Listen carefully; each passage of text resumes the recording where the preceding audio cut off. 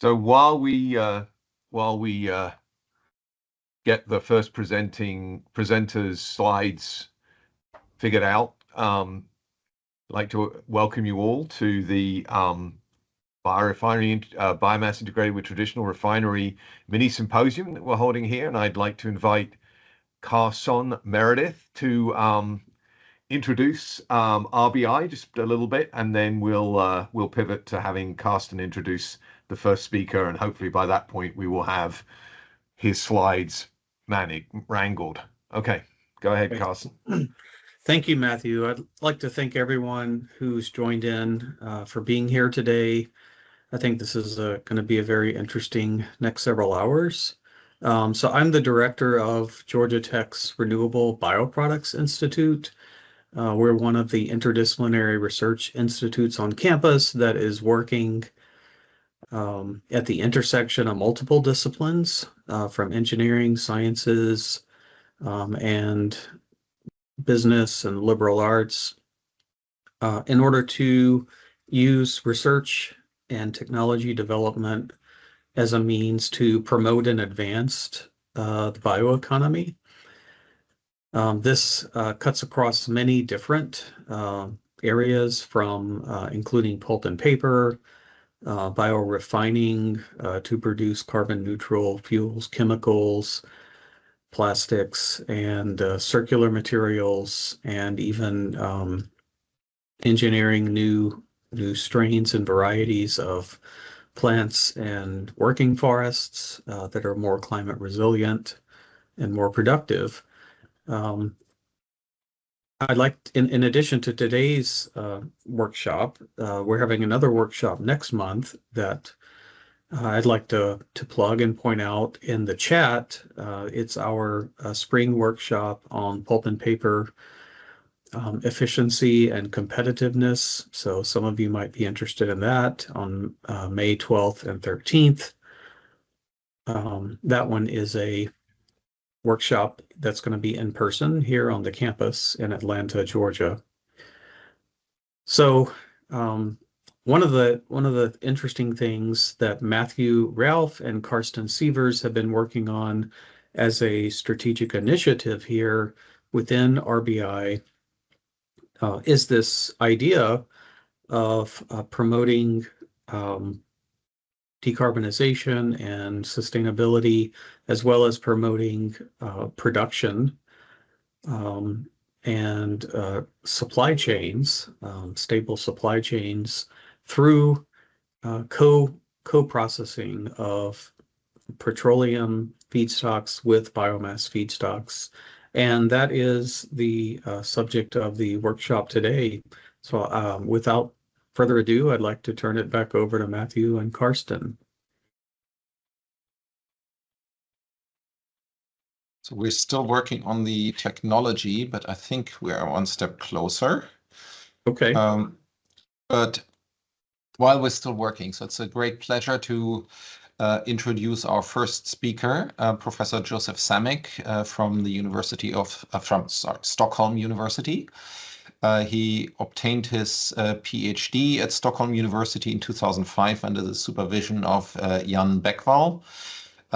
Continued at Caltech as a postdoc with Robert Grubbs, and then started his independent career at Uppsala University before moving back to Stockholm University in 2015, where he has started a vibrant research program on biomass utilization, in particular upgrading of lignin. In addition to his academic achievements, Professor Samek started various spin-off companies and is always connected to this interface between academic research and commercialization, which has been a great thread through his work that I enjoyed following very much. So if we go to the first slide, it should show a tree and two arrows. Yes. Very good.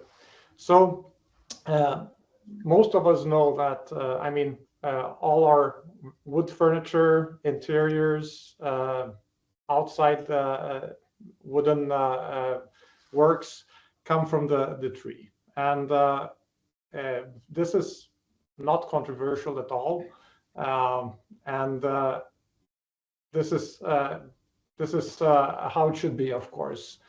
If you go to the next slide, I guess that all of you also know about that the wood part goes to a paper and pulp industry as well, and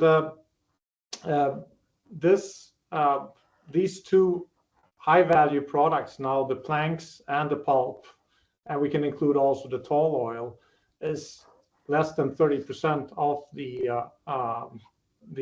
products from the wood, and then the question is, what is the rest? So you can go to the next slide, Karsten, and you see a lot of arrows, and a big part goes to tops and branches, and the tops and branches are mostly left in the forest.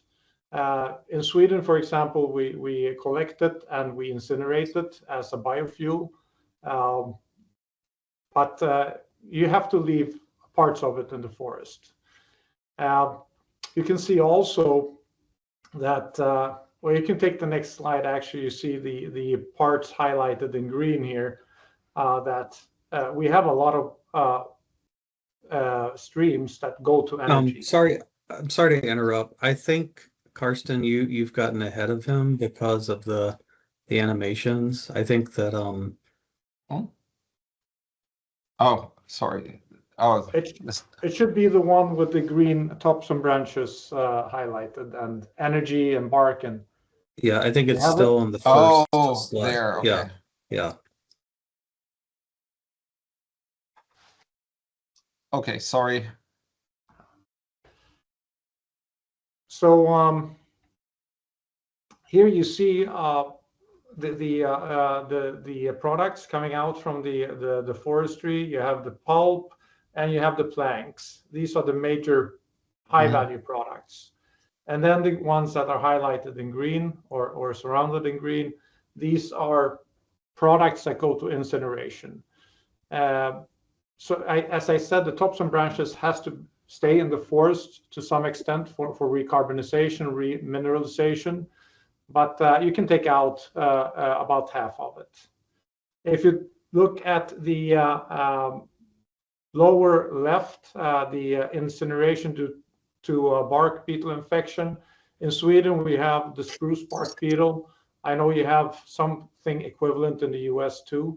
It destroys about 10% of the wood. And then, of course, we have the bark that also is incinerated. And we have the sawdust that is incinerated, or you make some fiberboards out of it. So when I started like 15 years ago, I was a little bit intrigued by that the pulping part only gave 50% high-value products. So the 30 that goes to 14, this is the ones, the numbers that I'm alluding to. And we started a lot of different researchers. I would also say that Karsten is one of us. We tried to develop pulping for making a good pulp, but also valorize the rest. And the rest here that goes to energy is a lot of lignin. And so we developed a lot of technologies termed lignin first, where we separated the lignin without destroying it and still isolating the pulp. However, like 15 years after we started, I started to become a little bit humble about the pulp, because the pulp has 150 years of development. And I mean, it's difficult to match the quality of this pulp. It's actually impossible to do this with lignin first technologies, for example. So with that said, for people coming into this field, I would say that one should look at the streams that go to incineration instead of the streams that go to high value products. So we have the tops and branches, we have the beetle infected wood, we have the bark, and of course we have the sawdust as well. And we also have the energy that comes from the pulp mill here. And today I will actually talk about the energy that comes from the pulp mill directly. So if you can go to the next slide, Karsten. Now you should see current biorefineries slide. Mm-hmm. Very good. So as you all know, you have the cellulose, you have hemicelluloses and lignins in the wood. And pulping liberates the lignin and the hemicelluloses from the cellulose. And depending on the quality, you can have a pure cellulose. For example, if you want to make textile fibers, you have a pure cellulose. But if you do boxes, kraftliner, you have quite a lot of the hemicellulose left on the pulp, as well as the lignin. And then the rest of the parts that are not in the pulp, they are burnt in the recovery boiler. And I will show a little bit more in detail what happens during this event. So if you go to the next slide, please. Yep. So here again, we start with to the left bottom, we start with the wood. And in the kraft pulping, you have sodium sulfide and sodium hydroxide, and you have a temperature about 160, 180, and the cooking is 2 hours approximately. And after this, you filter off the pulp, and you see here that the pulp comprises also hemicelluloses and lignin. And you cannot take out all of the lignin or hemicelluloses in the pulp, because then you start degrading the cellulose. So if you want to take out more, you have to bleach out the remaining lignin. The other part is the weak black liquor, and that comprises mostly lignin, but also some other organic components, and also all the inorganics. So you see here that the sulfides have become sulfoxides and sulfates. And then this has a high water content, so it's about 90% water. So then you start evaporating away the water. And at some point you skim off the tall oil and the turpentine, and there's some biorefineries that also then can take out the methanol that is produced from the lignin during the evaporation step. Then you come to a strong black liquor, and this has about 20% water, and the rest is then dry content. And this now goes to the recovery. And the recovery, what it does is it reduces the sulfoxides and sulfates back to sodium sulfide. And it does this using lignin as the reducing agent. So 100 years back, there were quite a lot of accidents with the recovery boiler, but these accidents are extremely severe. So it's almost like an atomic bomb hits the village if you have an explosion in the recovery boiler. So there is, if you Google or you YouTube mill explosion, you can see there's a film showing when the cooking part explodes. But this is nothing as the recovery boiler when that explodes. Even the cooking unit, when that one explodes, it's a pretty big explosion that destroys a lot of the pulp mill. But if the recovery boiler explodes, then the whole village around it also explodes or goes down in the crater. So with that said, this is a very complicated part of the pulp mill. And it's also the most expensive part because you have to control this. So 60 to 70% of the investment cost in a pulp mill is the recovery boiler. So after the sodium sulfate has been produced, you hydrate it, you get some of the cooking chemicals back, and then you do ion exchange in the slacker, and then you get back your white liquor. nevertheless, the cooking chemicals go around, but the lignin is then the reducing agent that is consumed. So if we go to the next slide and just show very illustrative how it would look from the pulping. So you have the wood coming in, you have the high value product coming out, and then you have the black liquor. And this will then go to the recovery boiler. And this is now also the bottleneck of the process. So if you want to increase the pulp production in a pulp mill, you can of course buy a new recovery boiler, but you might as well buy a completely new pulp mill then, because you've already invested 60 to 70% of the pulp mill.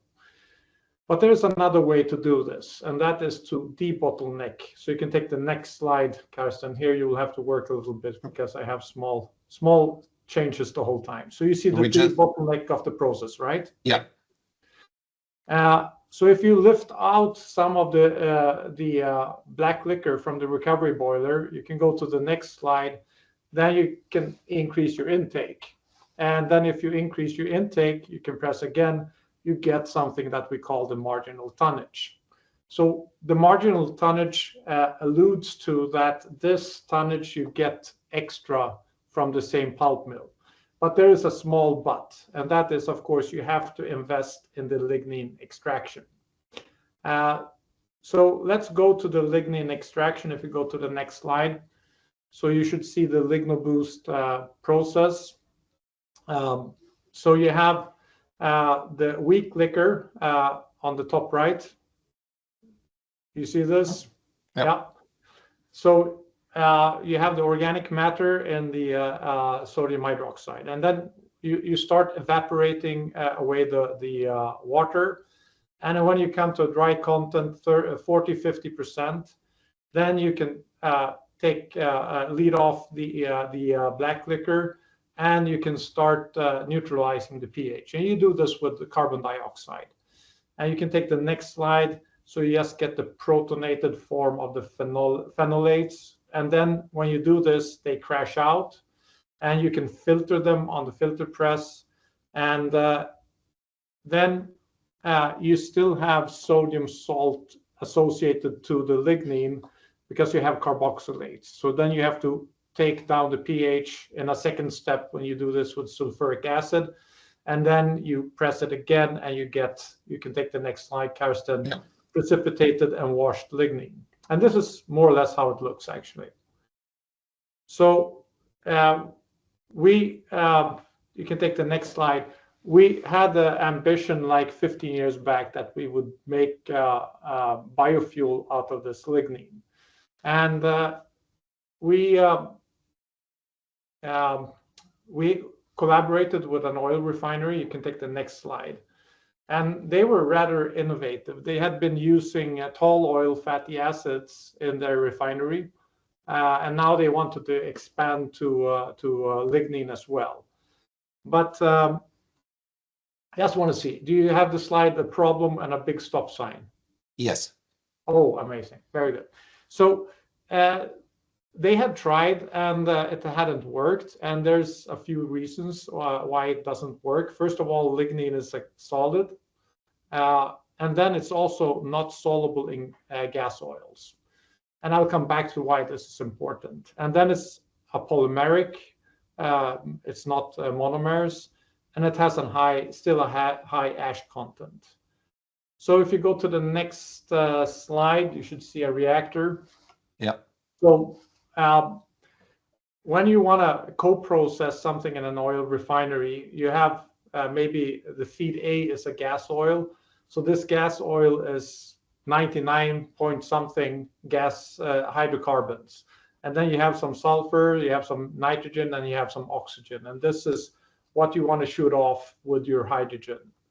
You also have a fixed bed reactor. You have catalysts that are small particles with the pores in them, and then you feed your oil this way. And if you want to have, for example, tall oil fatty acid, you have the feed oil B, and you have a mixing unit before, and you have, so they are soluble in each other, and then they go into the reactor. So if you go to the next slide, it should be maximum weight percent oxygen content. So we can just think about the solid. If you have a solid here, if you don't have solubilized feed, what happens then is that, of course, you get a plug on top of the catalyst bed, and then you have a shutdown. But the same thing happens actually if you have too much oxygen, because shooting off oxygen from, for example, tall oil fatty acids, you both get your product, but you also get an exothermic reaction, so you get heat. And the catalyst bed can handle about 5 weight percent oxygen in the total feed. If you go beyond this, then the exothermic reactions start building up too much, and then you get coke formation. And if you get coke formation, you get the same problem. You get a plug and you have a shutdown. So this is also the same thing that happens, or we thought at least happened with the polymers, because you have the catalyst beads have small pores in them, and if you have a big polymer that goes in there and then gets stuck, that also is some type of plugging, and you also have a shutdown. And also the ash content. If you have sodium in there that you have a lot in the Croft lignin, it deposits, and then you get a shutdown. So if you go to the next slide, Karsten, so our first approach is the approach that is still actually the most researched approach, and that is doing some type of mild hydrotreatment. It doesn't have to necessarily be that mild. We were running ours in maybe 30 bars, 200-300 degrees, and hydrogen pressure. And what happens with the lignin when you do this is that you depolymerize it a little bit. It goes from maybe 5 kilodalton down to 1.5 kilodalton in molecular weight, and you shoot off some of the oxygens too. So the oxygen content goes down from 30 to 20. When we got this feed now with the partially depolymerized lignin, this was still not really soluble in the gas oils. We could dissolve some parts of it. Probably the monophenols were soluble in the gas oils, but not anything else. So this was also not working that well. So then we start to get a little bit frustrated and panicking a little bit on how should we solve this. So then we didn't want to add cost to the process, and we didn't want to add any other chemicals. So then we thought, okay, the oil refinery is already running tall oil fatty acids as a co-feed. Why we could maybe borrow these fatty acids and estify this depolymerized lignin, and then lipophilize it this way and make it soluble in the gas oils. So this was our approach. You can go to the next slide, Karsten. So we first made a mild hydrotreatment, and then we estified the soup of lignin that we got out using the tall oil fatty acid that we got from the refinery. And now we had a fully soluble lignin derivative. And then after the acidification, we did the HDO. So you can go to the slide showing this, Karsten. So and you got the now esterification and the HDO. There you go. Mm-hmm. You should have a slide that it says HDO up to the right. Yes, it does. Okay, amazing. And but now we had added a lot of different steps, right? And every step is a cost. And especially the mild hydrotreatment is extremely expensive, because even if you use a cheap metal like nickel, you will waste a lot of nickel in this. And I mean, this is not like a small process where you do a kilogram. This is maybe 10,000 cubic meters a day that you want to produce. And if you have even 1% or 10% of nickel that you have to change out the whole time, that is a huge buildup. And also the hydrogen that is associated with this, it comes with a rather high cost.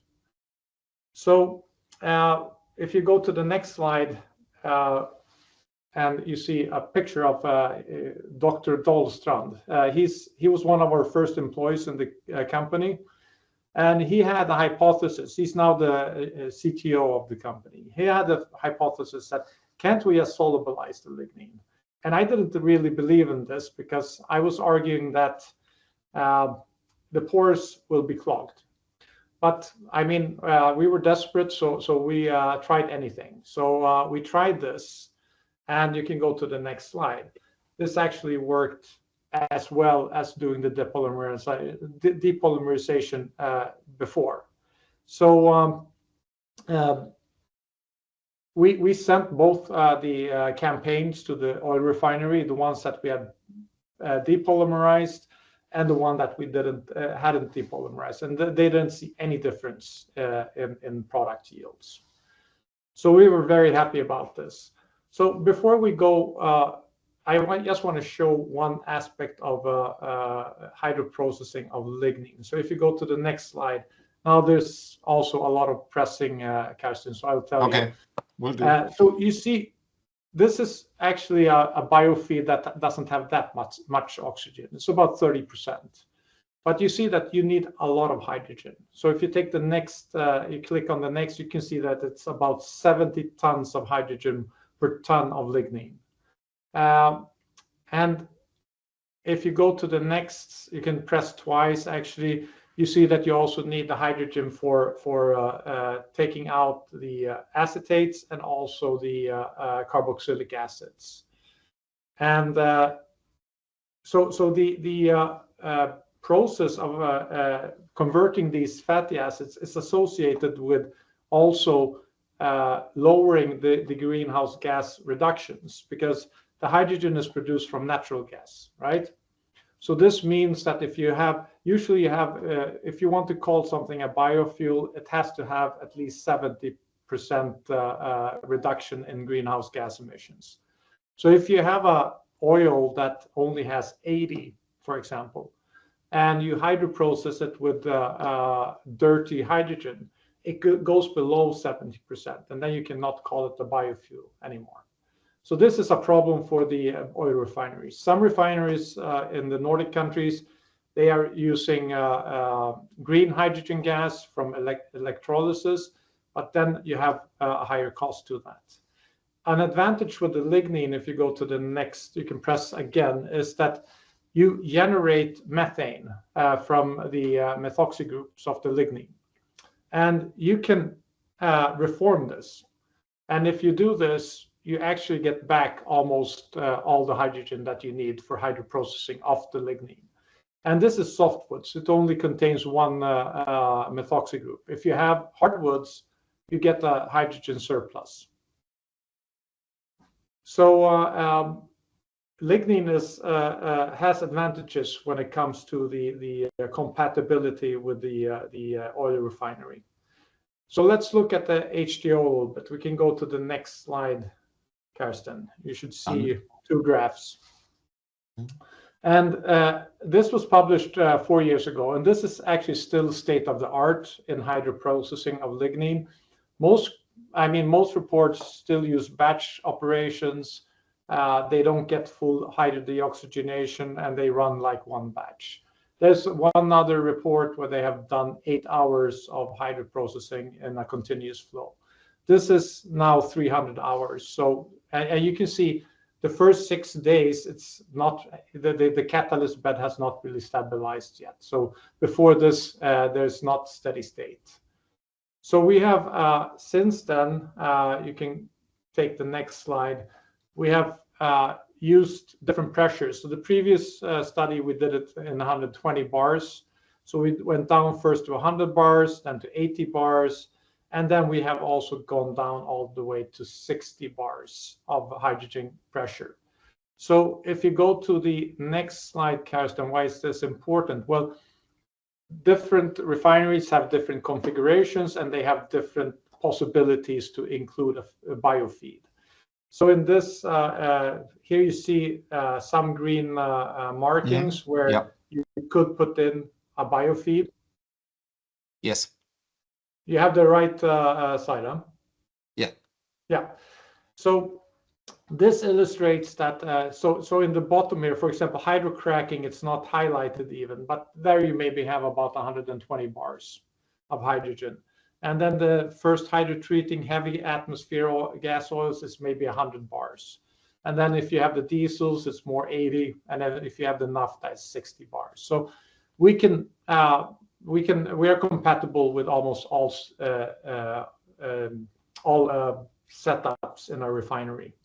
You can go to the next slide, Karsten. Here's a busy slide on the mass balances. I will not, you know what, I skipped this because without a pointer, it's meaningless. But anyway, what this shows is that in the end of the day, about 55% of the lignin that goes in becomes a biofuel. And the theoretical maximum is 0.6 because we shoot off as so much oxygen from the starting material. So you can go to the next slide. So let's look at the techno-economics of this. The marginal tonnage has a net value of $300 per ton. You have some costs. So of course you have to compensate for taking this lignin out. It's a heat loss, but the heat value is very low. The precipitation cost is fluctuating a lot. So before pandemic and war, it was maybe $40 per ton. Now it's up about, probably surpassed $160 per that you need for precipitating the lignin. And then you have also capex costs, investment costs in the facility, about $100 per ton that you produce. So the running cost for precipitation and taking the heating value out from the equation is between $200 and $300 per ton. So you see that just taking it out and not doing anything with it is not going to give you any revenue. But if you convert now to a biofuel, you'll get about 550 liters of biofuel. You have different price performance in the US and Europe. US has lower benefits and Europe has higher because we have a CO2 taxation that you get rid of. So this is why the price difference is so big. But anyway, there's a huge return of investment in both the US and in Europe. So let's go to the next slide. So this is just a summary of the company. We founded it in 2013. We have done a lot of investments in it. We have had several operations in Europe in commercialization. We have not produced in a commercial plant yet, but we have a lot of activities going on.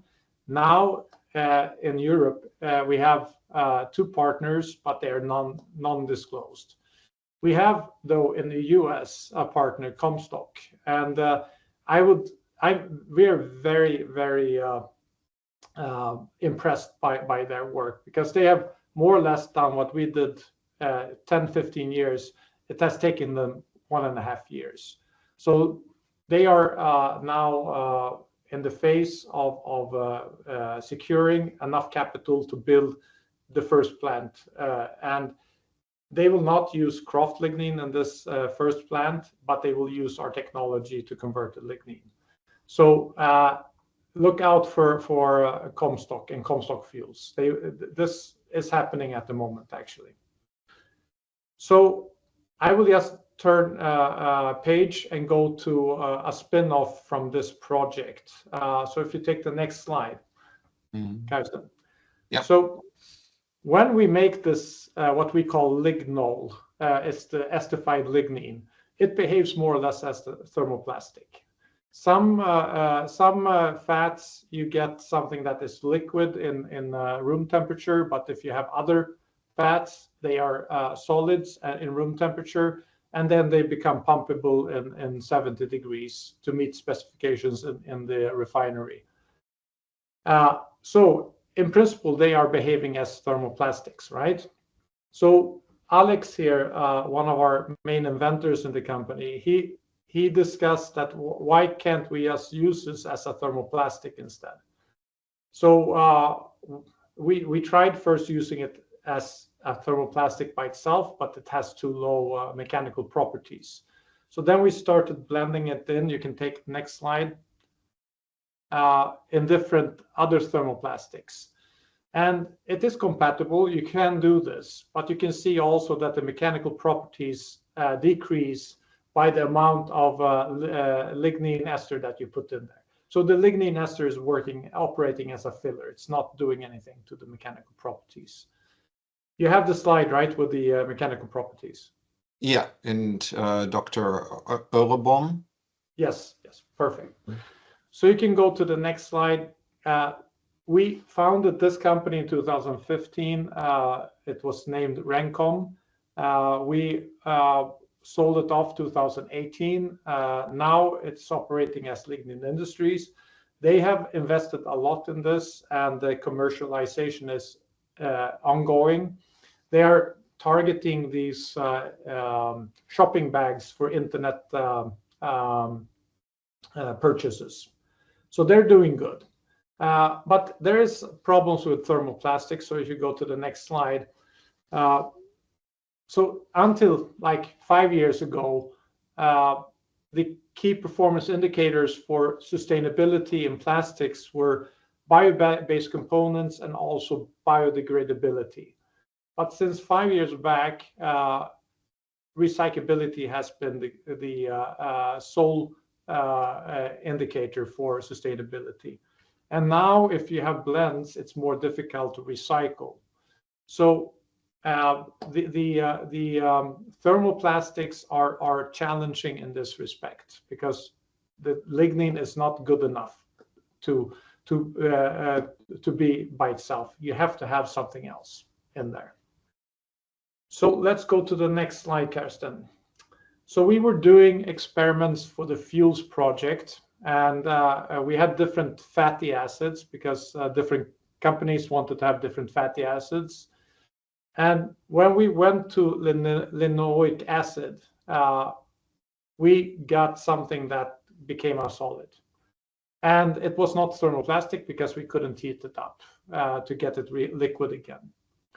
And if you go to the next slide, what happens is first you get the esterification, and you can, if you run this under inert atmosphere, it becomes like a liquid. But if you have oxygen present, you can put the next slide in there, you get epoxidation of the double bonds. And then you have a strong electrophile, and lignin itself is a nucleophile, so it can attack these. And then you get crosslinks.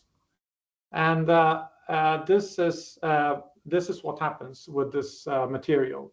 So we can now steer the epoxidation a little bit and also attack the cross-linking. And we, since 5 years back or 3 years back, more intensively, we have worked on this only. And you can take the next slide. In the beginning, the mechanical properties were not really impressive, but we could make these veneers, we could make fiber boards out of it, and so on. But we have improved the recipe. You can go to the next slide. You should see a traffic sign and a happy guy. Yeah. So now we have improved the recipe, and we can make composites out of it. That's the permanent sign that you see to the left. So we have a filler, we have a fiber, and we have the ligniset. We have them out in a municipality in Sweden. That's pretty cool to look at it. And now we also got mechanical properties that are good enough so we can make without fibers. And we use these for temporary signs that are used like with the road works and so on. So you can take them. And one thing that is fun before you switch slides, Karsten, is that we choose traffic signs because anyone that's worked with kraft lignin knows that it smells. I love the smell, but you cannot use it indoors, unfortunately. But when we improved the recipe, when we went from this outdoor sign to this indoor sign, we improved the mechanical properties. We doubled it almost. And we also got rid of the odor. So now you can take the next slide. So we have very good flexural strength. The lignin content is 50%. So the lignin is not a filler. It's really the active ingredient in this. And there's no odor to this. And we can play around a little bit and make it compatible with both hydrophilic or lipophilic fillers and fibers if the customer wants to have this. So you can go to the next slide. I'm getting to the end of my talk now. So here are the products that we're producing in this company. And we have trials now with the traffic signs. And it's the ligniset that is the one that we are focusing at the moment. And now if we go to the next slide, the value. So here you can see a lot of differences. So the cost of precipitating the lignin is of course the same, but the investment cost is much lower. So the investment cost is not that the hot press that we need, it costs $1. It's just the depreciation cost per ton of pulp that you make will have this additional cost for the press, because we're using a big press more or less. And the yield is not 55%. We get everything, so it's 100%, and the value of the product is much, much higher. So here, the return of investment is much, much higher. So this we're working really actively with at the moment. We hope to see more traffic signs out there. So you can take the next slide, the most important one. So I want to thank Alexander Urbom, Christian Dahlstrand, Joachim Löfstedt for developing these recipes. I wouldn't stand here without them. And also Marcus, he has worked hard on the hydroprocessing and been able to run it for 600 hours. That's very impressive. I want to thank Comstock here in the middle, Dave, Chad, and Corrado for commercializing this in the US. We are really impressed with these guys. Also Södra, it's a pulp company in Sweden that has been following us the whole time. I should say that Stora Enso and Domtar in the US had LignoBoost precipitation facilities, but they both closed down last year actually. But now Södra is going to open 3 in Sweden. And we hope that they will make some traffic signs and also some fuels with this lignin. MPSP has collaboration on the permanent traffic signs and Provia with the temporary signs. I also want to acknowledge Professor Avelino Corma at ITQ in Valencia. He was the first one that hydroprocessed our lignin. He did this 10 years ago. And he ran it for 24 hours. And without him, I don't think we would have been able to take the next step. So we're very grateful to him. So I want to thank our collaborators down here. I mentioned them already. And I want to thank the funding agency, the energy agency for the fuels, the NOVA, EU, and also Mistra for the materials side. And then the last slide, I want to thank Karsten again. I want to apologize for all the mishappenings with the presentation. And I want to thank you all for your kind attention. Mhm. Well, thank you very much. In the interest of not getting too far behind, I will suggest that we take one question that Lee Rippon posted relatively early. Should we transition to the next speaker while we do that? Yes, so we transition to the next speaker, but you see the question in the chat, sorry, in the Q&A. Yeah, I can just read it in the interest of time. Otherwise, I would have encouraged Lee to unmute. But the question is, does the lignin extraction to debottleneck the recovery boiler mean that the kraft mill will have a lower chemical recovery and there will be added costs for chemical makeup, such as white liquor, to facilitate increased pulp production? Okay, and Carsten, can you stop sharing your slides, please? Most certainly. Yeah, so I can try to answer this question. So the recovery boiler is always going to run at its maximum capacity, and when you do the marginal, when you increase, when you take out some chemicals from the recovery boiler, when you take out the stream, you will take back the chemicals to the pulp mill. You'll have to have a certain makeup of sodium hydroxide, but there is a new process where they recover all the sulfuric acid in the second step, and then they don't have to do as much makeup of the sodium hydroxide.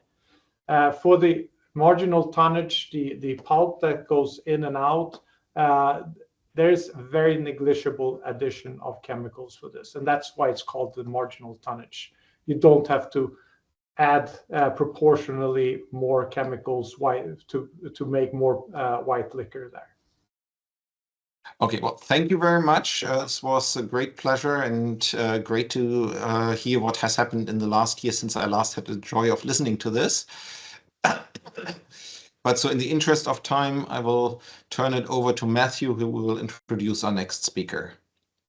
Thank you, Carsten. So our next speaker is Professor Ana Inés Torres, an assistant professor in the Department of Chemical Engineering at Carnegie Mellon University. Her research lies in the general area of process systems engineering and focuses on sustainability. Her current activities are in two broad areas, the decarbonization of the chemical industry with an emphasis on electrification and utilization of biomass for fuels and chemicals, and secondly, the recovery and reuse of materials with an emphasis on the development of theories for the analysis of circular economy initiatives. Dr. Torres earned her BS in chemistry in 2003 and a diploma in chemical engineering in 2005, both from the Universidad de la República Oriental del Uruguay. After a number of years in industry experience, she moved to the United States to pursue a PhD in chemical engineering at the University of Minnesota, Twin Cities, and she completed her postdoctoral studies at MIT. Most recently, Dr. Torres serves as a faculty in the Department of Chemical Engineering at the Universidad de la República Montevideo in Uruguay. Dr. Torres is the recipient of an NSF Career Award last year and an active consultant for UNIDO and an associate editor of Clean Technologies and Environmental Policy. Take it away, Anna. Okay, thanks so much for the introduction. Can you see my screen? Because I actually don't see if I'm sharing or not. That's on Teams. We see it, yes, but it's not yet in display mode. Yeah, okay, so I'm now moving to display mode. You can see the display mode, right? Okay, yep. Great. Okay, thanks for the invitation and thanks everyone for attending my talk. As the title says, I'm a researcher in the process systems engineering area, which is the area of chemical engineering that deals with process design, simulation, and optimization. So basically, we do computational research, and our focus is on creating computational programs to help in decision making. So as Matthew said, well, I don't know if you said that, but so I work with biomass processing since my PhD and during the postdoc, and now I have switched a little bit to electrification, circular economy, critical materials, but still I do research in biomass. I really enjoy doing it, and I'm doing that now through international collaborations mostly. So the work I'm going to be presenting now is research on biomass that I have been done with oil refineries. So to motivate this a little bit, I'm going to go some steps behind, and it's like, why do we care about decarbonizing oil refineries? And what I'm showing here, is a pie chart from the Department of Energy here in the United States that is showing that refineries are the second largest industrial emitter, and they are directly responsible for 5% of the total US CO2 emissions. So this will be Scope 1 emissions that come directly from the refinery operations, and that is behind only bulk chemicals. But also, refineries produce transportation fuels, and transportation is the largest CO2 emission. So this will come Scope 3 emissions for the refineries.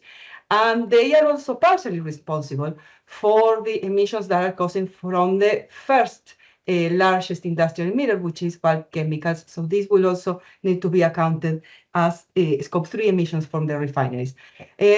Overall, then we can say that basically refineries are responsible for at least 40% of the total CO2 emissions, at least in the United States.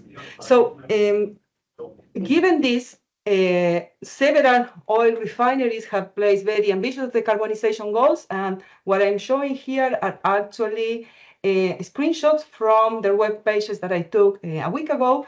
So they are still, they are still in place. Shell, for example, says that it wants to be net zero emissions by 2050. That means Scope 1, Scope 2, and Scope 3. Chevron also has, low carbon ambitions, and they have set very specific targets by 2028 in their carbon intensities.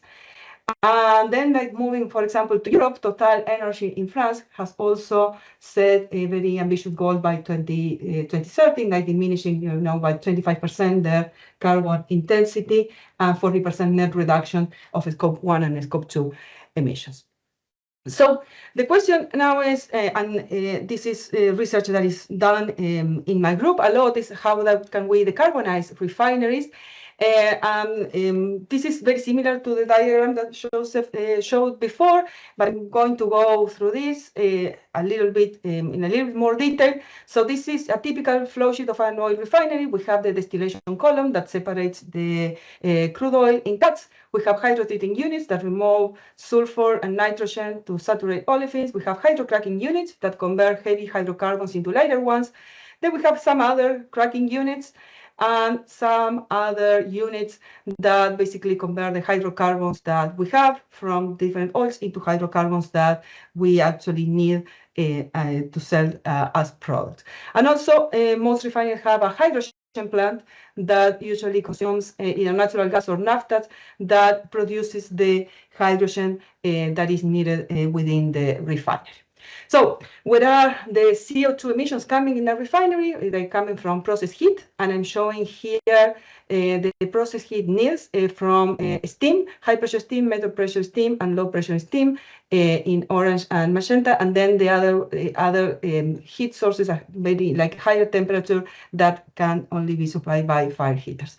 So we have decarbonized options. We can use e-boilers to decarbonize these ones. For fire heaters, we can add carbon capture units and decarbonize process heat.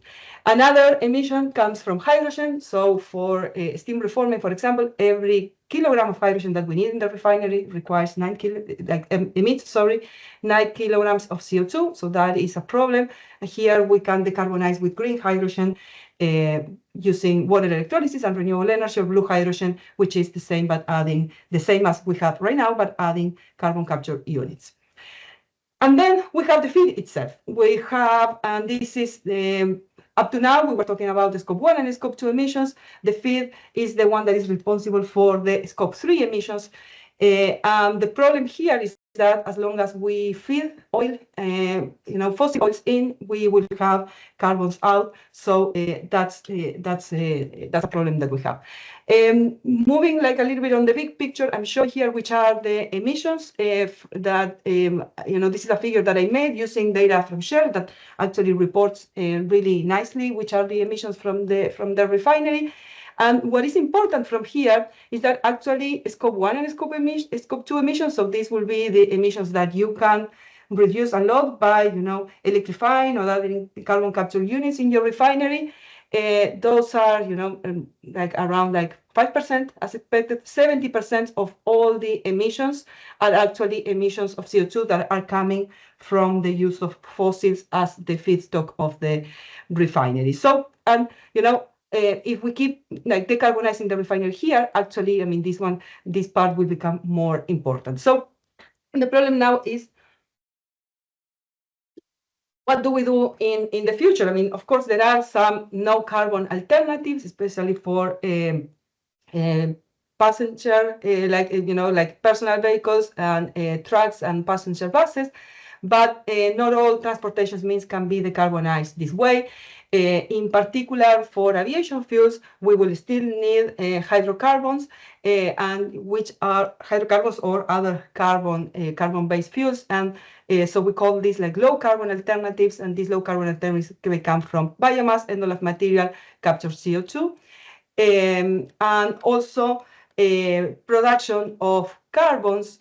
That will be the only option that we need for the downstream petrochemical industry. Basically, what I'm trying to say here and motivate here is that we will still need, to refine and produce carbons or carbon-based feedstocks in the future. And now the question that actually is motivating the research, and I'm going to show, is that should we create a completely new bio and e-based industry, or like a parallel biomass-based industry parallel to what the old refineries that we have, or should we adapt the refineries that we already have that are worth, according to this report that actually came from Georgia Tech, they are worth $7 to $8 trillion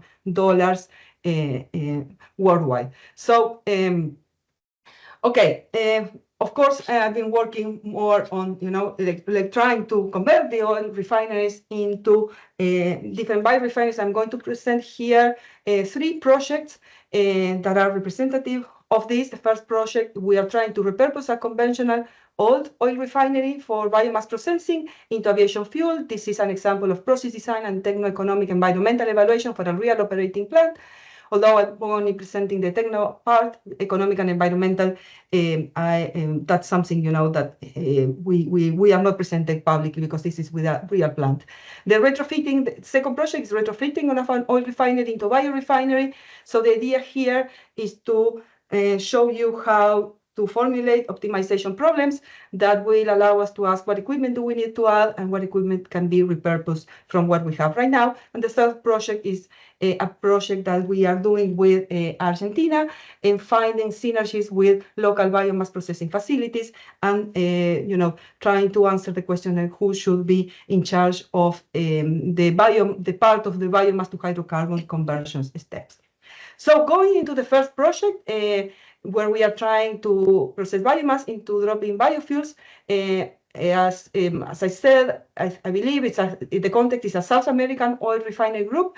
And when we got this project, the aim was the development of the biorefinery concept using local biomass and possible utilization of the available national infrastructure. So this is a state refinery as a platform for development. So what I'm showing here is the proposal for pathways for biomass processing and connections with their existing operations. So this refinery group owns the oil refinery, but it also owns carbons to ethanol, to bioethanol facility that they blend with this ethanol with naphthas. And the group also owns lipids to biodiesel facility, the tri-acyl glycerides to biodiesel that they blend with diesels. So other pathways, the pathways that we propose to utilize available biomass, first, well, apart from the routes that they already have, this ethanol can be actually converted into hydrocarbons upon dehydration and polymerization, utilization of abundant lignocellulosic biomass from agricultural activities, adding pretreatment steps to get the sugars, or going in through thermochemical routes to obtain hydrocarbons. The lipid routes, instead of producing biodiesel, producing hydrocarbons that then can be processed in the refinery, and then another pathway in which these lipids can actually enter into the hydrotreating steps on the refinery itself.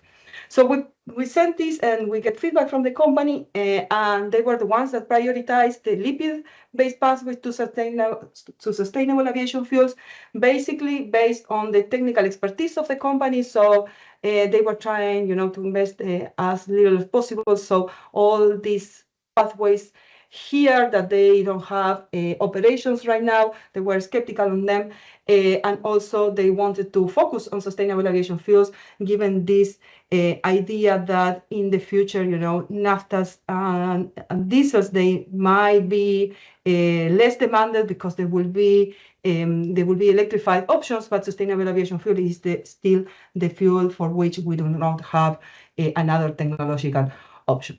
So overall, what we're trying to do here is a very early stage exploration to see if they can reasonably produce sustainable aviation fuels with local biomasses. And this was like a step before they went and doing, experimental research on the site to see if this was possible, if, to like go into other stages of the design. So I'm showing here what we call the base process design. So this is what we presented as the design for the jet fuel that we want, coming from tri-acyl glycerols. So first step, we have the hydrotreatment reactor.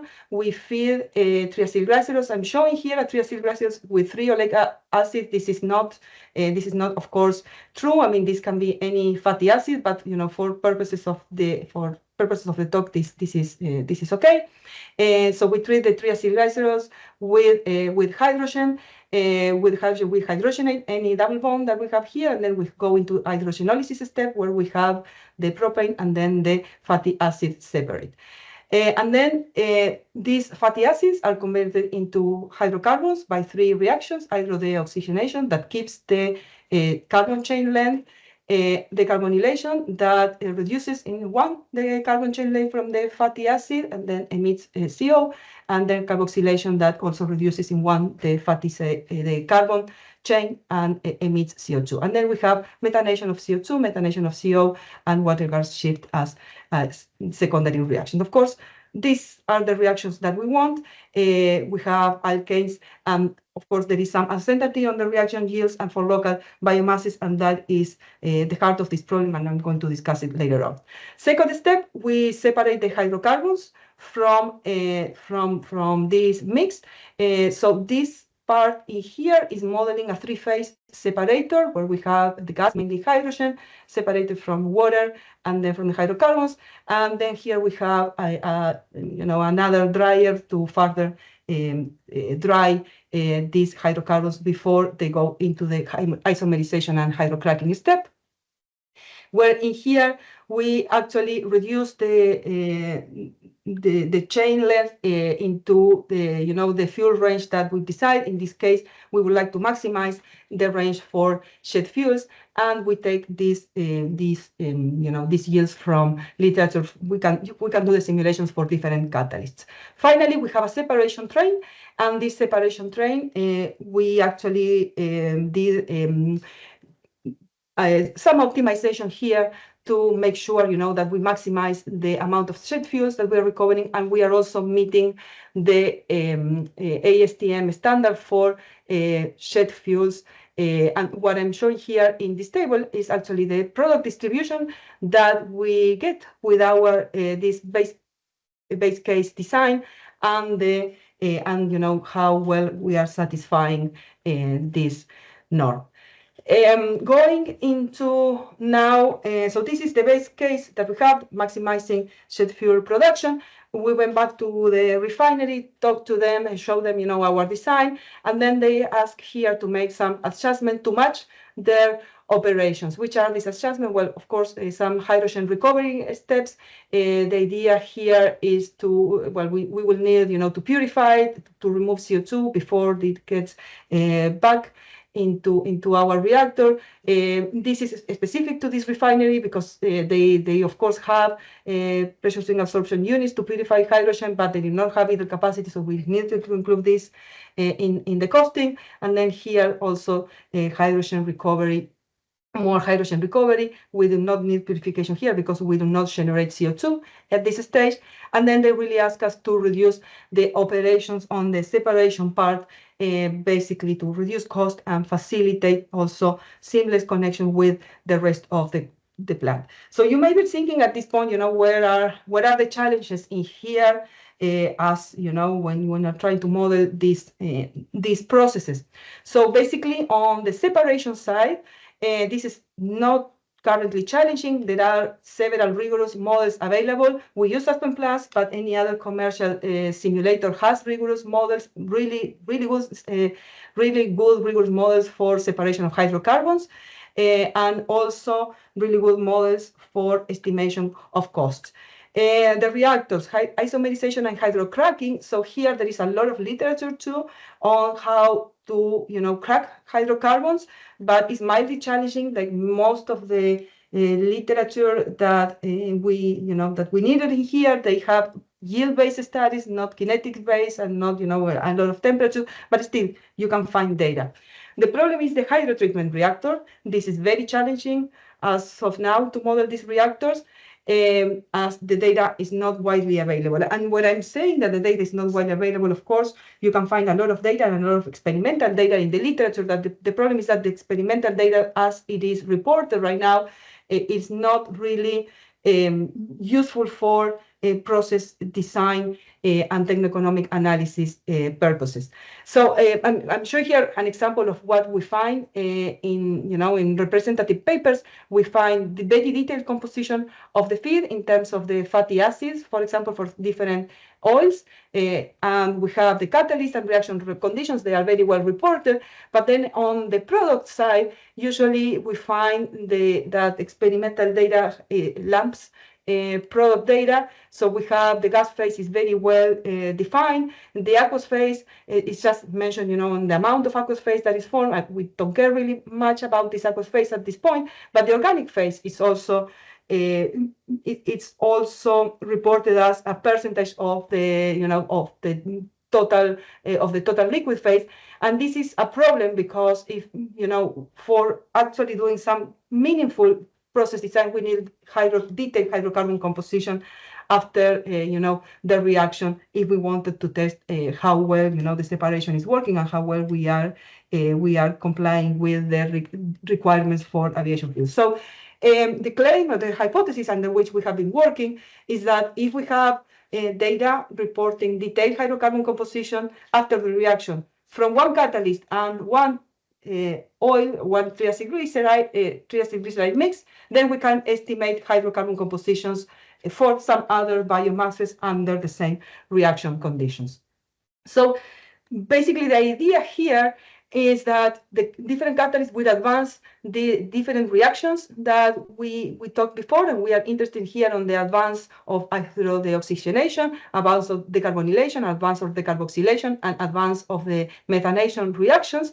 The catalysts will advance them in different reaction steps, and the advance depends more on the catalyst and reaction conditions, but not so much on the fatty acid itself. I know this is an assumption that we are making, but let's work with that assumption for the time being. So basically, if we have this advance of reactions and with the free fatty acid composition, then we will estimate how will be the hydrocarbons produced on an individual basis for different types of biomasses.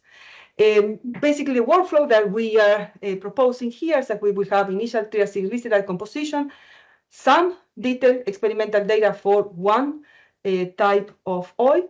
In this case, we took it from literature, and then this will feed an optimization problem in which we are going to minimize our predicted final composition with what is being reported in the literature. And from here, we are going to find first this extent of reactions subject to a function that will tell us how the final composition, theoretical final composition, depends on the extent of reactions and the initial tri-acyl glyceride composition. So this is not only a function, this comes actually as several constraints in the optimization problem. These constraints are mainly mass balances for the hydrocarbons, mass balances for the water, mass balances for the gaseous species, and what I'm showing here, underlying in red, are actually the species for that we have experimental data. This is the experimental data that is usually reported in most of the papers. So we get this experimental data, and we are going to try to infer the reaction conditions. And then, so we did this actually with this data, and we found for what I'm showing here are the results for several catalysts on how they will, they will advance the different reactions under different assumptions that we were also seeing in the literature that different authors were making regarding the presence or not of the carbonylation steps or the presence or not of the water gas shift reaction. We try to validate this. Unfortunately, again, there is not enough data to validate this exactly with the same reaction conditions. So we validate this with at least the same catalyst, the same feedstock, although the reaction conditions vary a little bit. I'm showing here what are the results of these validations, and I mean this is great. Considering that only the very little data that we can find available in the literature for the for all these reactions. Given this, actually the nickel molybdenum catalyst and this advance of reactions, we tried with the different biomasses that were available in the country: canola oil, sunflower, carinata, soybean, and tallow. And what I'm showing here are the results of all these simulations, and some of the things that were of interest of the refinery. So, for example, the tallow and soybean actually reported the largest yields in terms of production of biojet fuel, but all these are the processes after the changes that we made with the refinery. Actually, the base case process that was a little bit more expensive, but quite more expensive, actually provided, of course, the best biojet fuel because the biojet fuel yield because we optimized for that. But then, in terms of satisfaction of the norm, of the biojet fuel norm, we were able to estimate, that all of these will give very reasonable satisfactions even before blending. Moving to the second project on retrofitting here another refinery into biorefinery. Basically, the idea here was that before, the first slide that I show on the first project, where we presented to the refinery our proposal for integrated biomass with the refinery, actually basically proposes to have a parallel biomass-based processing structure. But we know that some of these, some operations can actually be directly fed into the processing units that the refinery has embedded within. So the idea here is that can we extend this idea that you can use, the refinery units and co-process biomass. And of course, someone else came with this idea in the past before we actually thought about that. And I'm showing here, this is a really nice paper that talks, how to integrate different points in a refinery. So first, in the distillation column, basically here you need intermediates that are free of oxygen and reactive species. So reactive species meaning olefins, carbonyls, alcohols, or aldehydes. Fluid catalytic crackers, here you can actually co-process with things that have oxygenates because the catalysts are regenerated usually in situ. Hydrotreater and hydrocracking, usually they are less tolerant to oxygenate. So basically what we're seeing here is that these conditions give us as constraints in a future optimization problem on what you can feed or not feed into the different units. So with this idea, Li-Feng Zhang, who was a visiting scholar here at CMU, and we work with him, Professor Grossman, also from CMU, Professor Chen and Yang from Tsinghua University. We work on another refinery flowsheet from this is a Chinese refinery, and we have tried to see if there were potential connections to combine different biomass to hydrocarbon pathways that were taken from literature. This is the fatty acids to hydrocarbons, similar to the one that I discussed in Project 1, biomass, biofoaming, alcohol to jet, direct sugar to hydrocarbons, fast pyrolysis, and gasification of Fischer-Tropsch. And the idea here is how to recognize potential connections and then build a superstructure. The orange ones that you are seeing here, these orange colors, are basically units that already exist in the refinery apart from the distillation columns. So for those of you that are not familiar with what a superstructure is, I like to think about a superstructure as a master flowsheet that contains all possible pathways, meaning here all possible connections between the biomass-based processes that I shown before with what is the existing refinery. And the nice things about superstructures is that we can model them as networks where we can identify the different technologies or components nodes with binary variables. And when the binary variable is set to 1, that means that that node is not present in the final solution, in the final pathway. And when the binary variable is set to 1, that means that that unit will be present in the optimal pathway. And then with this, we could formulate optimization problems in which we minimize or maximize certain evaluation criteria, for example, maximize profit, minimize cost, and the restrictions are the mass and energy balance, similar to the ones that I had in Project 1.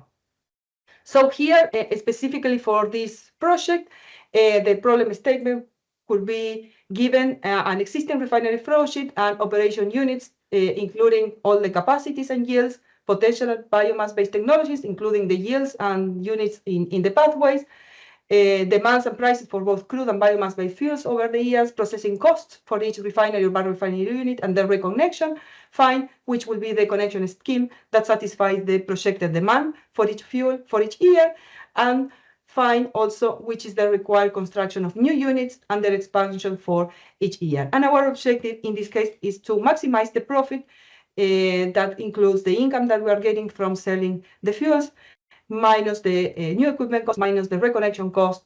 This is reconnection between refinery units and biomass-based units, minus the feed cost, minus other operational expenses. I'm not going to go into detail on how on the optimization model, but to give you a flavor of that these are complex models, I'm going to discuss main constraints and some of the items that we have here. So this, what you're seeing here, minimize. This is the opposite of the profit. We have constraints that give us the terms in the objective function. Here you see for the cost of the equipment, we have cost of new equipment and cost of reconnection coming here with the binary variable that we said before. When the binary variable is 1, this reconnection happens. So this, all these costs appear now in our objective function. Then we have, sorry about that, all the mass balance and crude availability of the refinery units. And here is where we have the equations that says, if a certain unit in the refinery is right now still processing oil from hydrocarbons or has switched to processing biomass to biomass-based hydrocarbons. We also need to add biomass availability and mass balances for the technologies and each unit. You can hear this equation on the bottom says that biomass processing may use existing units, or you need to build new units. And here, this equation on the top is if the biomass technology is selected, then one of the feedstocks that is available has to be selected. And then sorry about that. On the right, some logical constraints saying, if a unit is processing biomass on a certain ERT or is processing fossil hydrocarbons on a certain ERT. Capacity constraints, again, and then, fossil-based hydrocarbon demand and mixing rules for final products, and biomass-based hydrocarbons and demand and mixing rules for the other ones. So overall, these type of optimization problems are very large optimization problems, and usually we want to solve them for 10, 15, 20 years time frame, because that's when you make your investment decisions. And if you include those 10 years in the time frame, you come up with 21,000 continuous variables, 7,000 binary variables, 17,000 constraints. Basically, this means that you have like around 10,000 degrees of freedom, so 10,000 things that the optimization problem is going to help you decide with. We use GAMS and Gurobi for solving this problem. And moving to the results, I'm not going to show all the results for all years, but basically to give you a flavor of the optimal solution, in which finally we get a profit of $22,000 million a year. Year one, it starts fast pyrolysis to process corn stover and utilizes existing fluid catalytic cracker and hydrocracker units, installs more hydrocracking units and a new distillation unit to handle the increased capacity due to biomass processing. In year two, we expand fast pyrolysis processing capacity to the limit that we have set in the optimization problem and add a second technology, which is the bio-based technology to complement the operations. Another important thing that we did not discuss so far is that we have not taken uncertainty into account. There are a lot of ways in which uncertainty can be present in our design problems. We like to distinguish between endogenous uncertainty. Those are things that are influenced by decisions or our actions within the system. For example, the yields for each of these biomass-based technologies, that is something that we can actually change a little bit once we are in operation. Exogenous uncertainty, that will be something that is originated outside of the system. For example, if someone decides to buy or not our products. So the usual way to handle uncertainty is to what we call the scenario-based approach, so establish the several levels for variation of the variables. In this case, we took 2 levels for variation of biomass-based technologies, and we have 6 of them, so that makes 64 scenarios, and 3 variations for the 3 types of products for every year, so that makes a lot of scenarios. Bottom line, this means, these are too many scenarios to study them one by one. There are techniques that we can use, and still with those techniques, you cannot solve them with commercial solvers because it's really large problems. And in here is where the expertise from Professor Grossman really came into play to propose an ad hoc Lagrangian decomposition algorithm to type these problems. So I'm not going to talk about this algorithm. You have here, these QR codes are, you can find the papers and you can read them over there. But the idea here is basically to give you a sense that what can we get from this type of stochastic problems. What they are telling us, what we got from this case, is that in all the scenarios that deal with the uncertainty in the technology yields, we always install 5 pyrolysis and Biden bioforming options. None of the scenarios install alcohol to shell or direct to sugar hydrocarbons, and gasification and the fatty acid paths were installed as backups in those scenarios where we had increased demands. And in here, I would like to, this will sound like kind of a disclaimer, but the fact is that, so, like we in process system engineering, we focus more on building the tools so that they can be used by our collaborators in refineries or experimental collaborators. So you have to read this not as fast pyrolysis and bioforming, are the best technologies in comparison to alcohol to shell, but it's more like in the case study that we took with the, the demand that was for the time and the availability of the biomass that we included, these were the optimal scenarios. And you basically, have in mind that the usefulness of this type of studies is in that, yes, you will be able to discriminate which is like, a really competitive technology from the technologies that will not make sense under the considered assumptions. I think I have 5 minutes left, so I'm going to move quickly through the third project. So this is something that is the more recent one. And as I mentioned at the beginning, there is a collaboration with Argentina, with the University of Cordoba. And Argentina is a very particular country in the sense that it has a lot of forest industry. here in this region, and it also has a lot of petroleum refinery in different parts of the country. So as you may know, the forest industry, generates a lot of residues, and most of those residues, as we learned in the previous talk, are not utilized right now. So, there is always this idea of how to utilize these residues in conjunction with an oil refinery. And, the idea here is where should we, okay, so first, which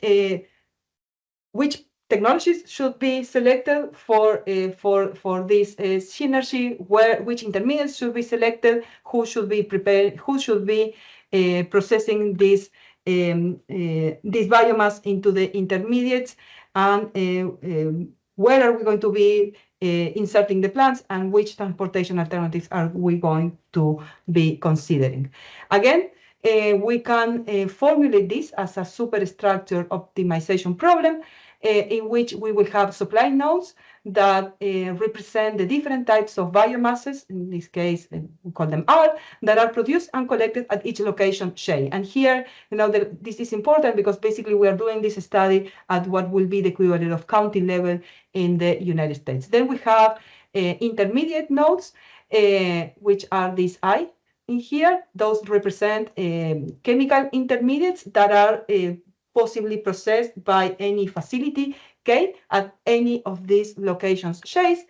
And any facility K may produce intermediates or may produce final products here denoted with O, and may integrate with existing facilities or may be built as standalone plants, in some of these location shades. And if they are built as standalone plants, they may also expand their capacity in time. And then finally, we have these demand nodes, which in this here are the existing refineries and industries that they have at each location shade. We also included two types of transportation. Basically, the blue trucks in here, those are trucks that could transport biomass. The black trucks here are trucks that can transport liquid fuels. Again, so this going again into the main equations for the deterministic optimization problem.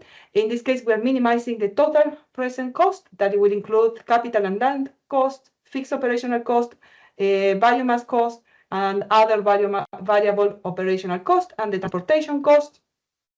And what you're showing here in this very difficult notation is basically we are saying if we have a biomass processing plant K that utilizes a technology M at a capacity level C, it might exist, and here GC represents the processing capacity, and then here we say that this biomass plant may expand in time, and so if it expands, it will introduce a cost. If it doesn't exist, it doesn't introduce any cost. If it doesn't expand, there is no cost for expansion.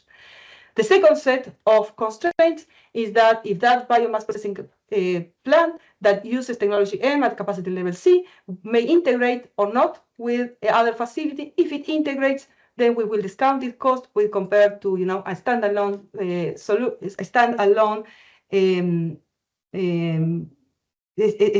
implementation, because we assume that some of the fixed cost at least will be already taken into account with the previous facility and may not integrate at all. And then you will have what happens in time, because if you decide to install a plant K that uses technology M at a capacity level C, that plant may operate all time. If it operates all time, it will include the fixed cost and the bounds for capacities for the operation. But if it doesn't operate all time, this actually models if the plant will temporarily shut down, for example, then you will still have to pay for the fixed cost, although you are not paying for the other cost. And then we have some other restrictions also, adding the capacity expansion balances, the restriction on the availabilities of different biomasses, and the satisfaction of final products.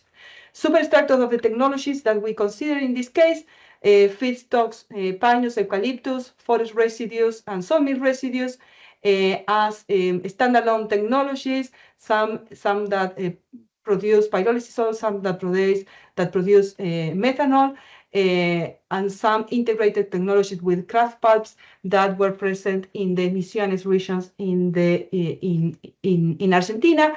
And as final products, the biodiesel plants that are here these are the blue crosses in here, and the petroleum refinery plants that are the brownish triangles in here. So basically we have 25 supply sources, 3 existing kraft mills that may integrate production, 13 potential refinery sites, 26 demand nodes with the biodiesel plants and the oil refineries. Solving that problem, we found that 6 plants were needed to be installed. 2 of those are these methanol plants that I'm showing in here that are integrated actually with the kraft pulp plants. And in here, what we think is biomass transport is playing a role, so it is more convenient to just process the biomass closest to where it is being produced, and then transport to the biodiesel facilities, transport the methanol. We have 1 standalone pyrolysis plant that provides extra pyrolysis oils to the kraft plant, and then we installed 3 standalone pyrolysis plants to sell to the refineries. We did also do an analysis considering the uncertainty, but in the interest of time, if you're interested, you can go to the paper. So summarizing, we are looking at oil refineries because it's, of course, a key player in terms of decarbonization, and they have set extremely ambitious goals that cannot be only reached by electrification and decarbonization of the operation. So we have to do something to change the field. Biomass seems to be like a really nice option for that. And research in PSC advances the field by building these analytical tools to tackle problems at different levels. Usually you think about PSC people as process design and techno-economic analysis, but we can do more. We can screen different processing options, and we can also do facility location and superstructure options in some other cases.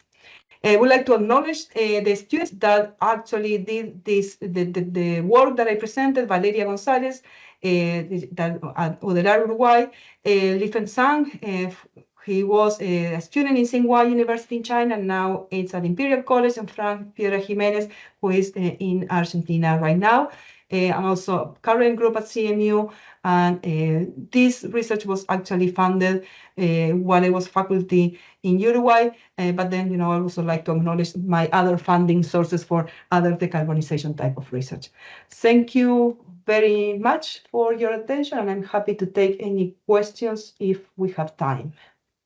I think we'll have questions in the Q&A, and you can respond to questions that appear in the Q&A. That would probably be the best way for us to move forward here, as we are running somewhat behind with respect to our original schedule. Okay. I go ahead now. I think you're fine. All right. Sounds good. Okay. Oh, sorry. So I think everybody kind of does this in a different way, just kind of like framing the value proposition here. Why should we integrate with existing refinery infrastructure? So one super simplistic way to do this is to look at the breakdown of production costs for a couple different bioconversion technologies and just say, hey, this is how much is from capital costs. And then let's just say, what if we really lucked out and a refinery had all the pots and pans needed to make these fuels? How much would that reduce the costs? And that kind of gives you a gauge for the opportunity here. And you can see there's quite a spread, but for some technologies, that opportunity is quite large, to where if you captured 50%, 25% reductions in capital costs using existing equipment, it could have a pretty sizable impact. So definitely worthwhile when you put that with the other value propositions for integration, like being right next to existing distribution infrastructure, an amazing workforce, all the optimization capabilities that refiners have. It's a pretty promising route to scale biofuels.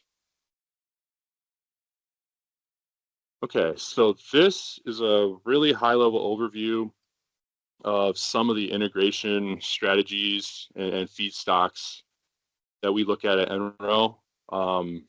This is a pretty broad list in high level, but most of the feedstocks we kind of break down into lipids like fats, oils, and greases, pyrolysis oils, which can be catalytically upgraded and stabilized, HDL biocrudes, and also blend stocks that you can directly blend. So yeah, as with those feedstocks, there's a couple different buckets of strategies. So drop-in blending, like I just referred to, it's kind of weird to think about that as an integration strategy, but you see when you do analyses, if you integrate the right blend stock, take for example something that has really high oxygen content, that can really shift how a refinery should operate. So you kind of think about it being integrated and that being a viable way to profitably change refinery operations and decarbonize. So that's definitely something we've analyzed before. And then there's the more traditional routes like co-processing or repurposing. And a unit that we haven't talked about too much, I guess, is the FCC. It has pluses and minuses compared to hydroprocessing, really robust catalyst regeneration, but unfortunately you reject a lot of oxygen and CO2, which isn't desirable. We've talked pretty much at length about hydroprocessing, better carbon efficiency, but you have more operational concerns, I think, in general. And then longer term, I'd say longer term for the US specifically, we have lots of other interesting ways to decarbonize refineries when we start talking about carbon capture utilization, bringing in clean hydrogen, making renewable chemicals, and even coke and biographite production is kind of interesting. So this is kind of an overview of everything that we kind of look at with these models that I'll talk about. So with so many options, how do you kind of get your arms around them? This is where optimization modeling comes into the picture. That's kind of synonymous with linear programming in industry, which is heavily utilized for planning and optimization. So what we've done is basically taken a linear programming model built in Aspen PIMS, which is pretty widely used, and kind of modified it and connected it with these peripheral data and models that give it appropriate context to do analyses that we're interested in for biointegration. So this enables us to do things like break-even analysis, figure out what these things are worth to a refinery, debottlenecking studies, pathway down selection, and I'll give a couple examples of some projects we've done with each of these methods and some of the key results.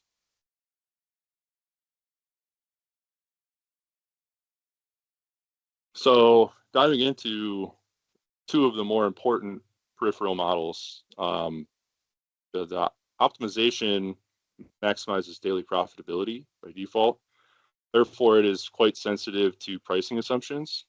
So one thing we like to do to ease that assumption is we developed a library of feedstock and product pricing models. So we did this by basically just getting information from a ton of different sources, historical crude and product prices, and tied them back, correlated them to one benchmark crude price. So this allows us to kind of say, okay, if West Texas Intermediate is this price, all the other crudes that we're considering and all the products should be approximately this price, just with these correlations. So that's helped us bring in a lot of different economic contexts with just one parameter, which is quite nice.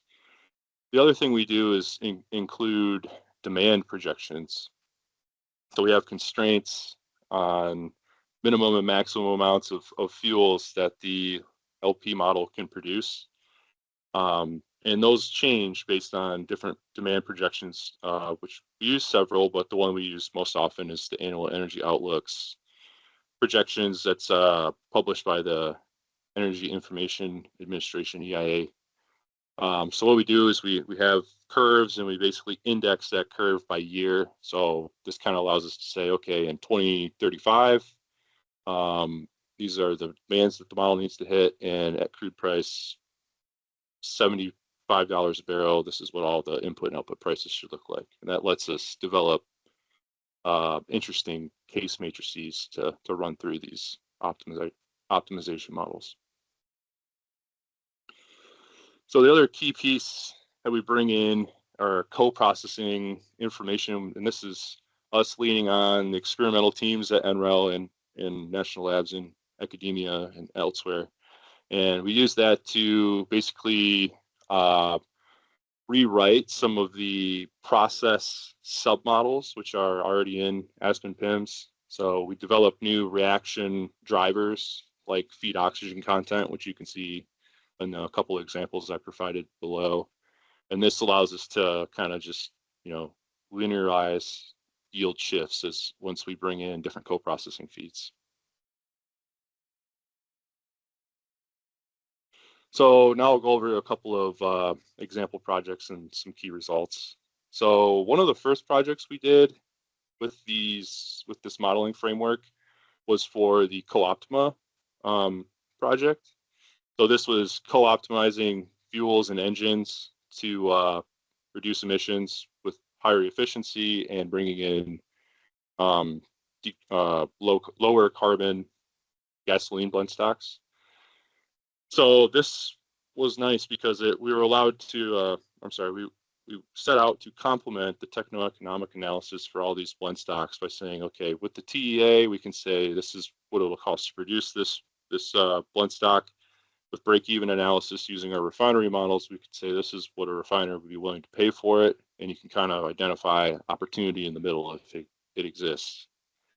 So for that project, we had a couple interesting results. So like I kind of alluded to earlier, bringing in oxygenated, like high quality blend stocks can have pretty significant impacts on how the refinery wants to operate, and that can be favorable.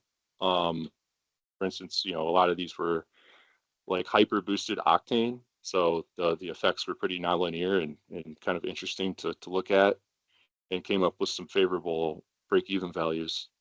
The other thing is having bio-blend stocks can bring in new value propositions. So for Co-Optima fuels, the main property of interest was sensitivity, which is RON minus MON.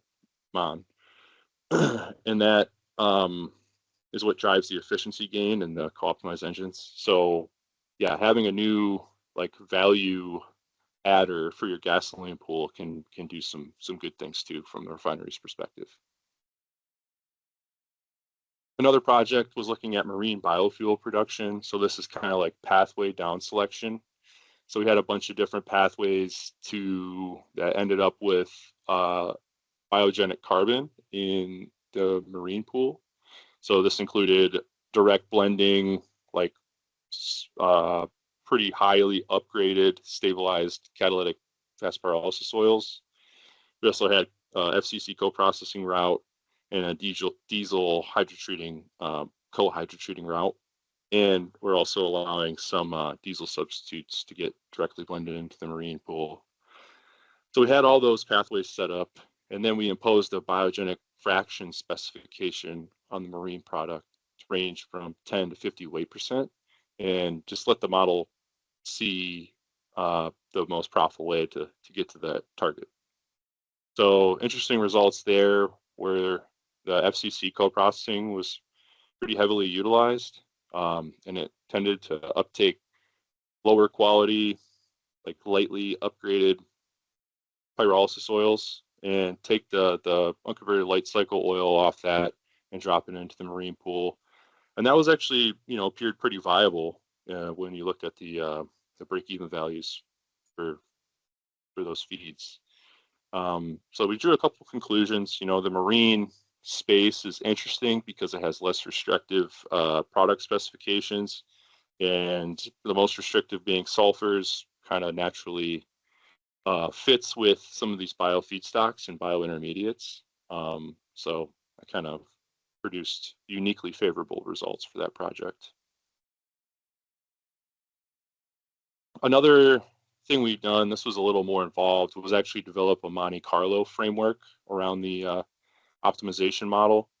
So it's basically like making stochastic versions of those peripheral models and feeding in different projections for demands and crude price trajectories, getting cash flows and material balances from the optimization model and feeding that through discounted cash flow analysis so that you could kind of get a distribution of investment returns. So specifically using that Monte Carlo framework, we looked at SAF production. So we kind of like tried to compare and contrast increasing jet production, because there's a projected increase in jet demand over time. So if you're constrained on jet, we try to analyze, hey, do you want to build more capacity in some way, or do you want to just bring in SAF? So we were able to compare those options with the Monte Carlo simulator and got some interesting results, as well as tested different policy mechanisms too. So the challenges, I think we've already covered quite a few of these. I'll try to just touch on the ones that maybe we haven't. So one thing that we find a lot when we analyze co-processing versus repurposing a unit is, although co-processing is theoretically less expensive, you can also run into this yield mismatch issue, where the yield structures for a given operating condition in a unit can be quite different for the bio portion of a feed and the fossil portion. So, you'll usually optimize for one, and that means the other isn't. So it's interesting. Sometimes our models will choose to go with repurposing just to circumvent that issue, even though it's more expensive, like significantly more expensive. Another one that we maybe haven't touched on is biocarbon tracking. So we can theoretically track biocarbon with these models, but actually measuring it is a challenge that, there's some promising methods to do that, but it's still, I think, an issue, or perceived to be an issue in industry, so you can get credit for co-processing. Yeah, I think that's all I'll cover here. And then, similar to Anna's talk, we've also been looking at like larger scope bioeconomy optimization, and how do petroleum refining capacity, how does that fit within a broader scope? So this is like all the different conversion technologies that we consider at NREL to make renewable fuels.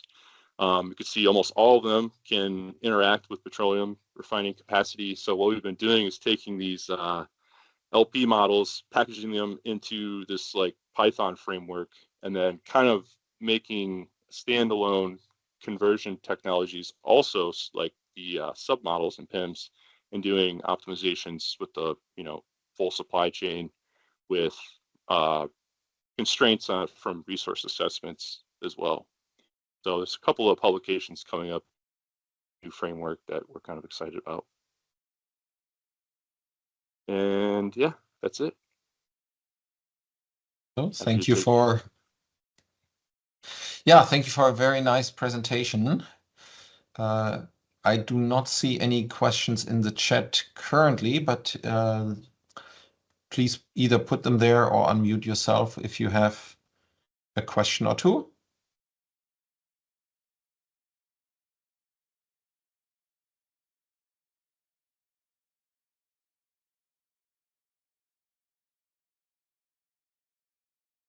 So my question would be, if you have, if you build a biofuels plant, to what extent are the economics dependent on co-producing fuels and higher margin chemicals as they are in a conventional petrochemical industry, or do your calculations currently go towards a unit that has, well, exclusively fuels, almost entirely fuels as a product? Yeah, that's a good question. So our natural tendency, I think, is to definitely account for co-products, because that's, I think a pretty valuable way to reduce production costs for a target fuel. So that's kind of our default, unless we are specifically targeting a certain fuel.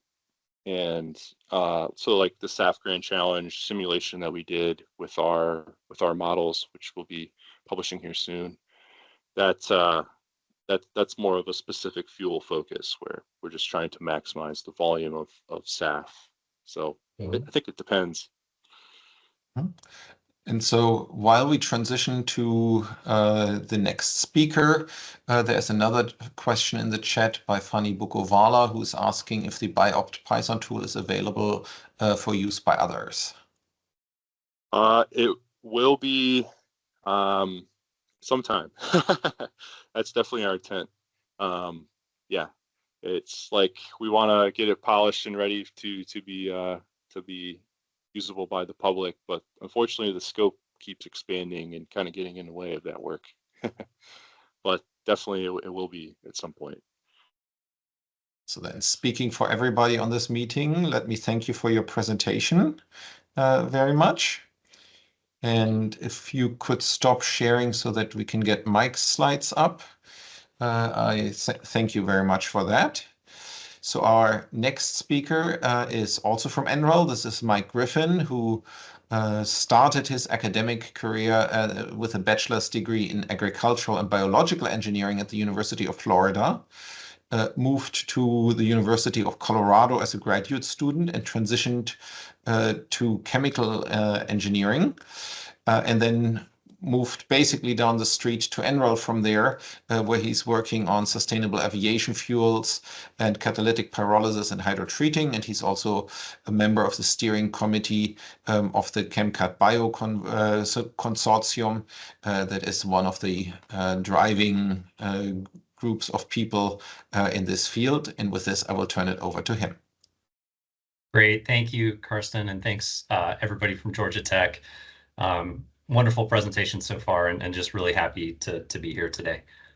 So Nick teed me up nicely, I think, for this talk in terms of kind of mapping out the different opportunities around producing these next generation refinery feedstocks. And so to build on that, for this section, I will talk about a complementary experimental effort where we are exploring the technical feasibility and further developing a catalytic pyrolysis-based process to take specifically woody biomass and make a bio-oil that can be hydrotreated, ideally in a refinery to produce transportation fuels, with an emphasis on that jet cut.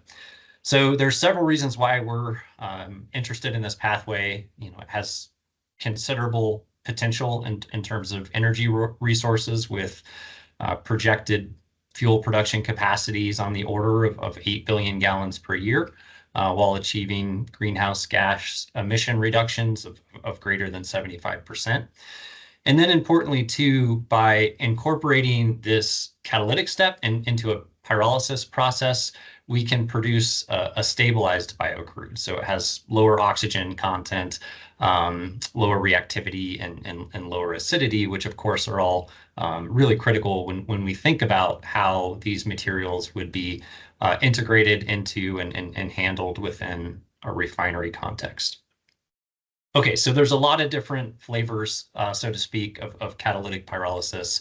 And just to be specific, everything that I'll share today is an ex situ configuration, which essentially just means that we've got two different reactor systems as part of this reactor system, and that the catalytic unit is separate and downstream from the pyrolysis reactor itself. And there's some good ways to do it like this.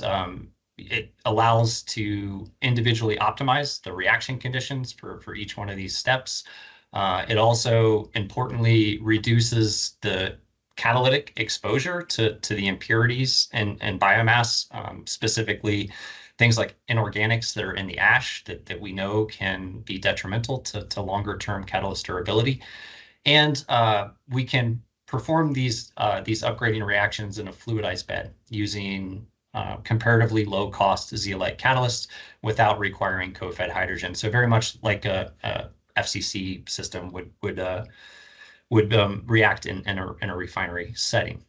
So we're not the first or really the only to be interested in zeolite upgrading of pyrolysis vapors. This has been explored for quite some time, but I think what we recognized when we got serious about trying to take the next steps with these types of pathways is that there's a lack of end-to-end integrated experimental data where we're taking biomass all the way through the process to a finished fuel. And as a result, there's high levels of risk and uncertainty with process scale up.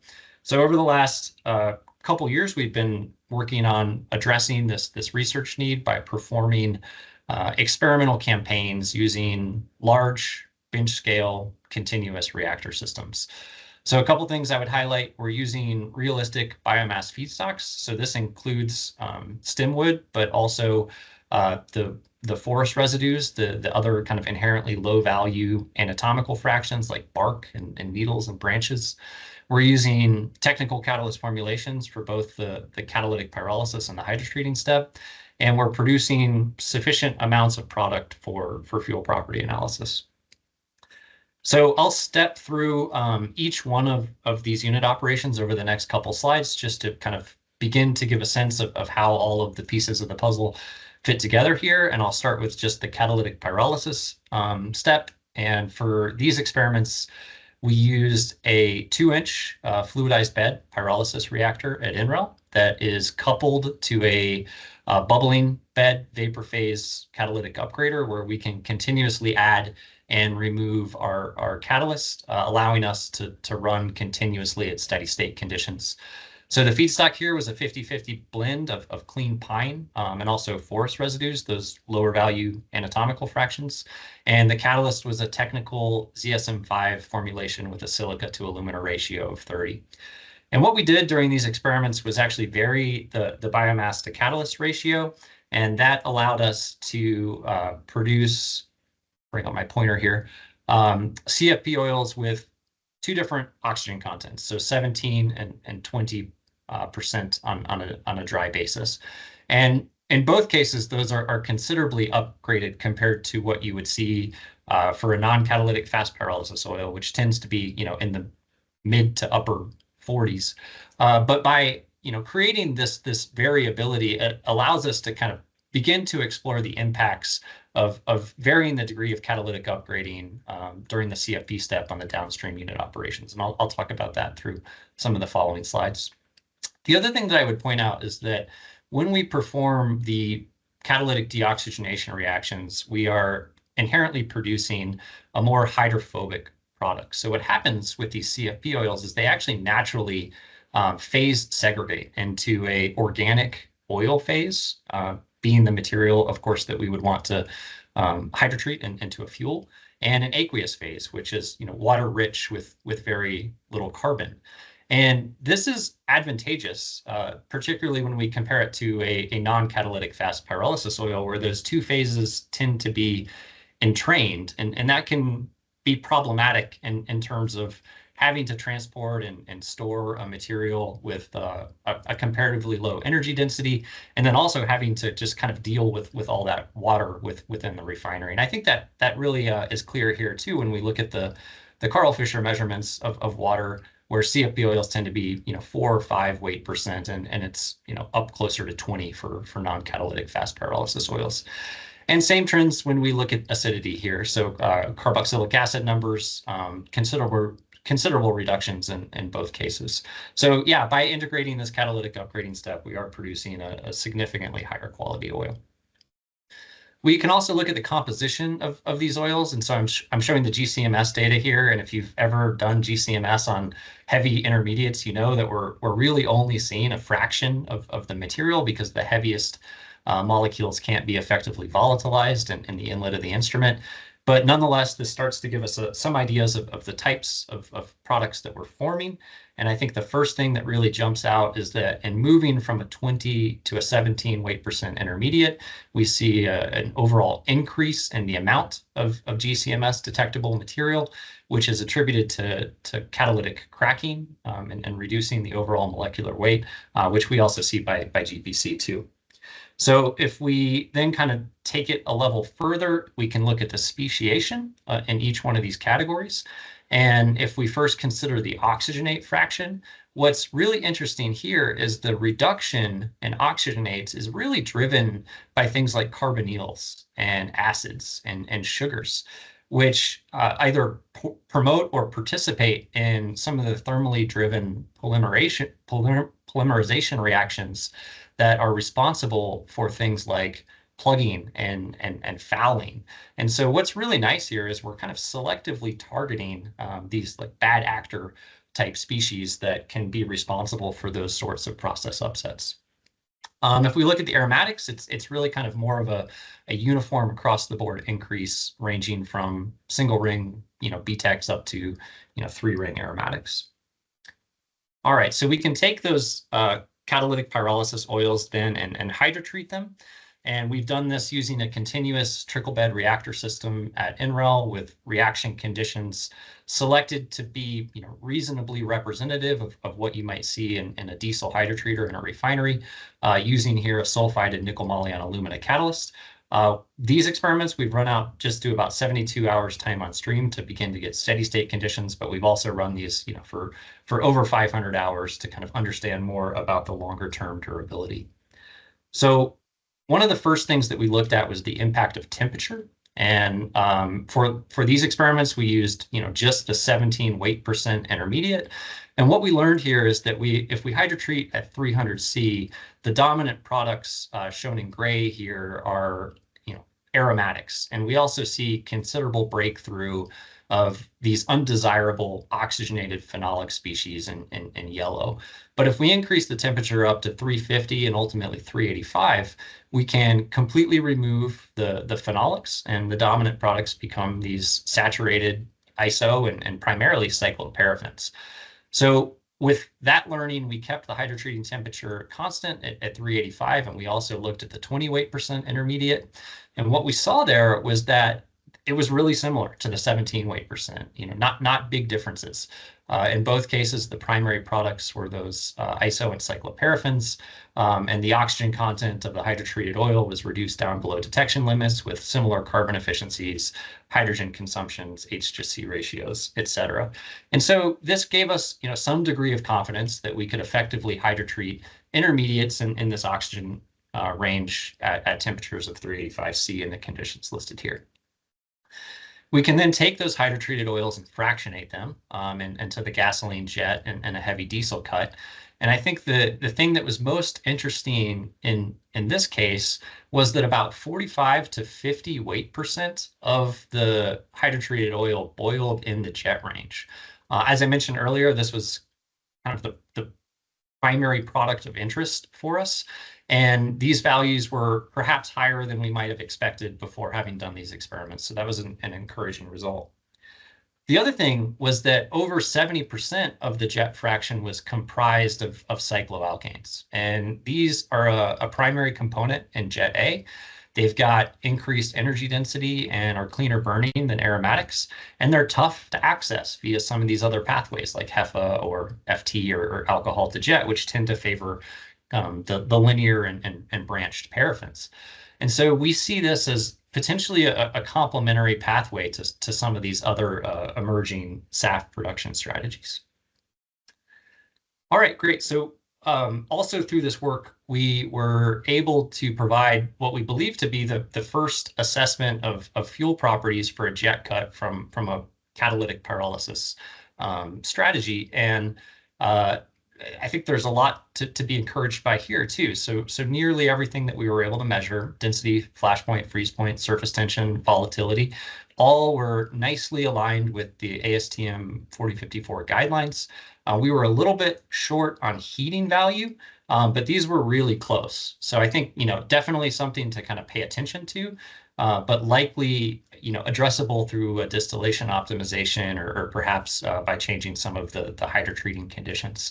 Not something that we would see as a showstopper by any means.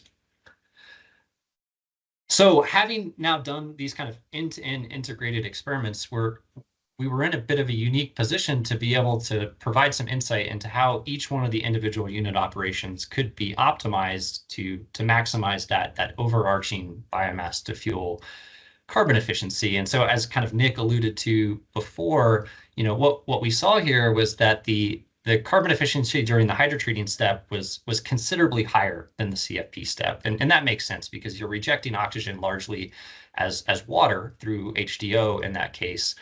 Whereas during CFP, a lot of that oxygen is being removed with carbon-containing light gases or coke on the catalyst. So as the process will allow,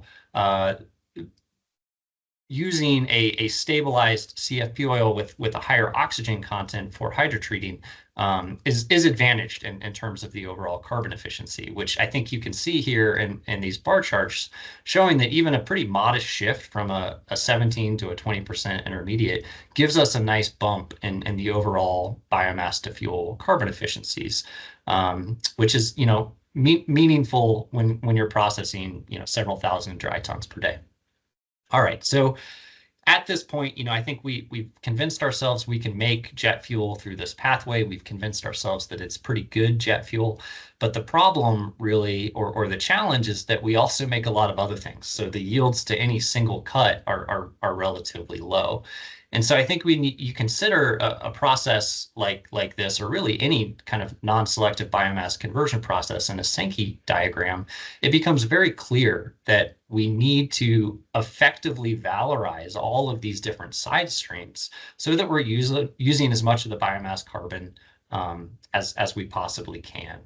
And so just in the last minute or two here, I'd like to talk a little bit about some of the ongoing work that we've got with post-synthetic modification of these zeolite CFP catalysts to help bring in some of these side stream materials back into the fuel range. So kind of two strategies that we're looking at here. One includes phosphorus doping as a way to tailor the acidity and reduce the coke. And then the second is actually imparting some amphoteric type properties to these catalysts by incorporating hydrotalcite-like functional groups, which can allow us to couple some of the light oxygenates, things like acetone or acetaldehyde or methyl ethyl ketone, back into fuel range molecules through aldol condensation and ketonization. So I don't have time to go into all of the details around that work, but just to give you a sense, I'll talk a little bit about the phosphorus doping strategy. So phosphorus doping of zeolites has been used for a while. It's commercially available and primarily intended to improve hydrothermal stability. But what we also recognize is that it's a great tool to actually modulate the acidity of these catalysts because it'll poison the strongest acid sites first, which I think you can see from this ammonia TBD profile. And those strongest acid sites tend to be the ones that form these really strongly bound coke precursors. And so by doing just a 2.5 weight % modification of our ZSM5 material with phosphorus, we've shown that we can achieve a 25% relative reduction in coke on these catalysts and a corresponding increase in the production of our CFP oil yield. And we're working on kind of proving this out now, moving into the larger scales. All right, so we covered a lot, I think, in this 18 or 20 minutes or so, but this is just a really small amount of the work that is being going on at NREL in this space. And so I wanted to just briefly mention two different manuscripts that were recently published in 2024 that may be relevant for this group. One focuses specifically on diesel production using a similar pathway that I described today, and also includes some co-hydrotreating approaches where we're processing these CFP oils with things like straight-run diesel and VGO. The second is a manuscript where we took a really deep dive on the thermal reactivity of these catalytic pyrolysis oils, which I would say is one of the most critical physical properties to consider as we're thinking about how they could be effectively integrated into a refinery. So these are open source articles that are currently available.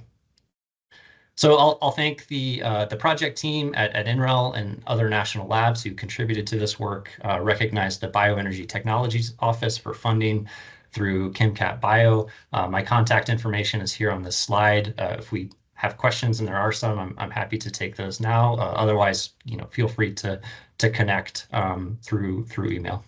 And thank you.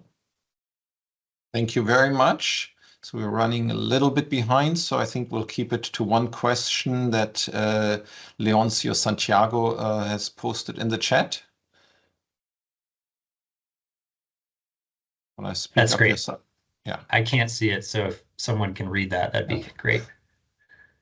Okay, I can read that. So have you determined the type and concentrations of contaminants, sulfur, nitrogen, phosphorus, and so on, in bio-oil that could potentially deactivate the catalyst during upgrading process? Yeah, so the nice thing about some of these woody bio-oils is the nitrogen is actually pretty low, so that's not so much of an issue. Sulfur can be a problem, although it's also much lower than what you would typically see in refinery feedstocks, conventional fossil feedstocks. One of the big things is actually bringing in like inorganics, metals and inorganics that may be less familiar, things like potassium, and those are really what we're keeping an eye on. But thankfully, through the catalytic upgrading step, we can really reduce those down to, below detection limits for most types of analyses. All right, and then I'll thank you, representative of everybody else on this call, for this talk. And I'll turn it over back to Matthew to introduce our last speaker. Thank you, Carsten. Okay, it's my pleasure to introduce Professor Ryan Lively here from Georgia Tech. He's a professor of chemical and biomolecular engineering, where he holds the Thomas C. Deloach Jr. Endowed Professorship. His research interests cover a broad range of topics in separations theory, processes, and technologies, as well as polymeric materials. Ryan completed his bachelor's and PhD degrees here at Georgia Tech and has been a member here since completing an industrial postdoc assignment with Algenol. He is, in fact, the classic example of the Hotel California you can check out, but you can never leave. Ryan, take it away. All right. Thank you, Matthew, for that introduction. Can everybody hear me and see the slides? Yes. All right, terrific. Well, I think I'll round things out by a talk focusing on separation systems for a lot of the bio-derived compounds that we've heard about today. And I'll note that one sort of pervasive challenge for separation scientists and engineers in this area, myself included, is identifying the compositions of the feedstocks to be separated and the downstream products. Things seem to always be in flux. So you'll see one stab at that we've taken in this talk. And we're really going to focus on a new study. It's a lot of unpublished data at the bench scale, focusing on the usage of membranes for fast pyrolysis or model fast pyrolysis oils. So our group is very interested in biocrudes, bio-oils, and biofuels. And we sort of divide them into two categories. We first call them, say, complex mixtures. These are things like biocrudes, bio-oils, natural oils, things like that.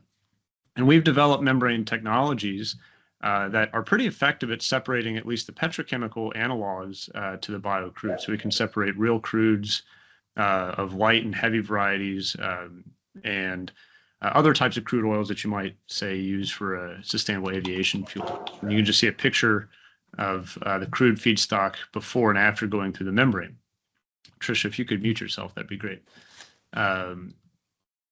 But today what I'd like to focus on is a different class, which is dilute mixture separations, where oftentimes you think about a biofuel or a valuable biochemical, and typically it's pretty dilute in the feedstock that you're interested in, typically water.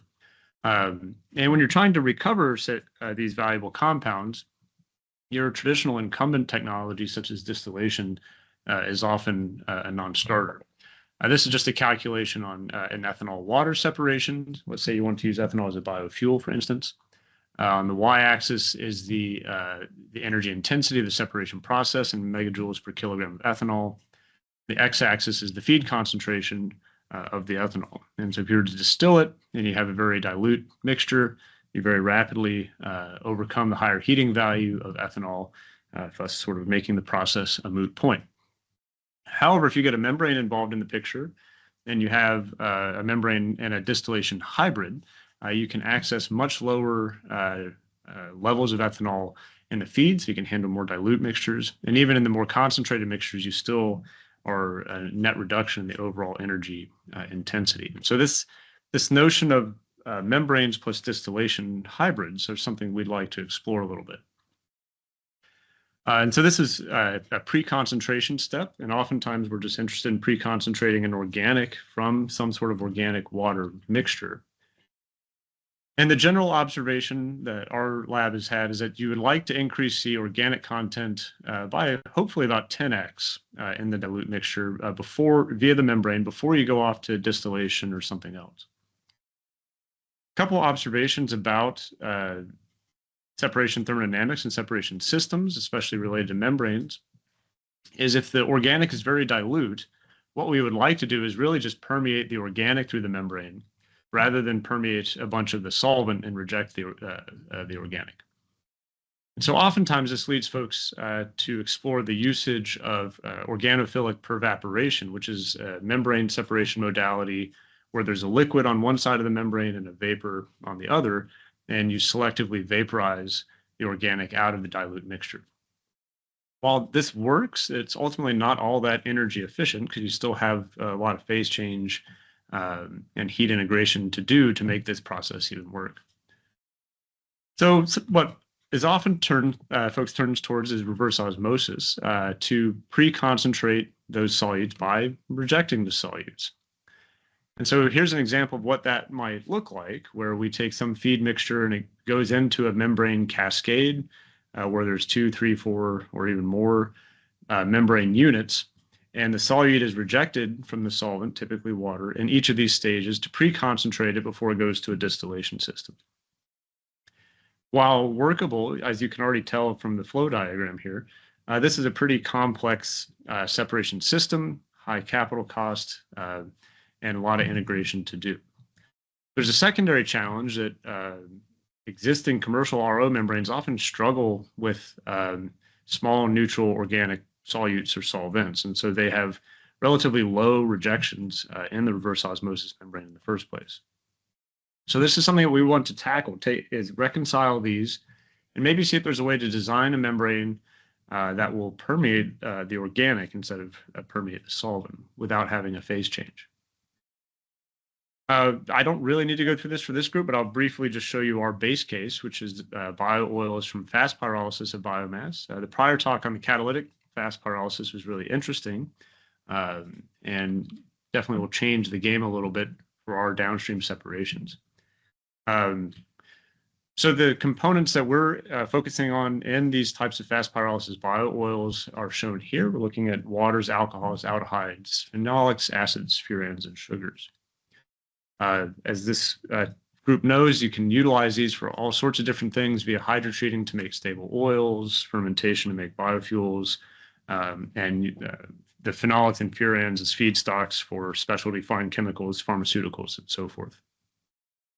And in our work, we're really focusing right now on the recovery of these particular compounds, the phenolics and the furans. And we're going to utilize a membrane separation modality that we call organic solvent reverse osmosis. This is an all liquid system where there's no phase change.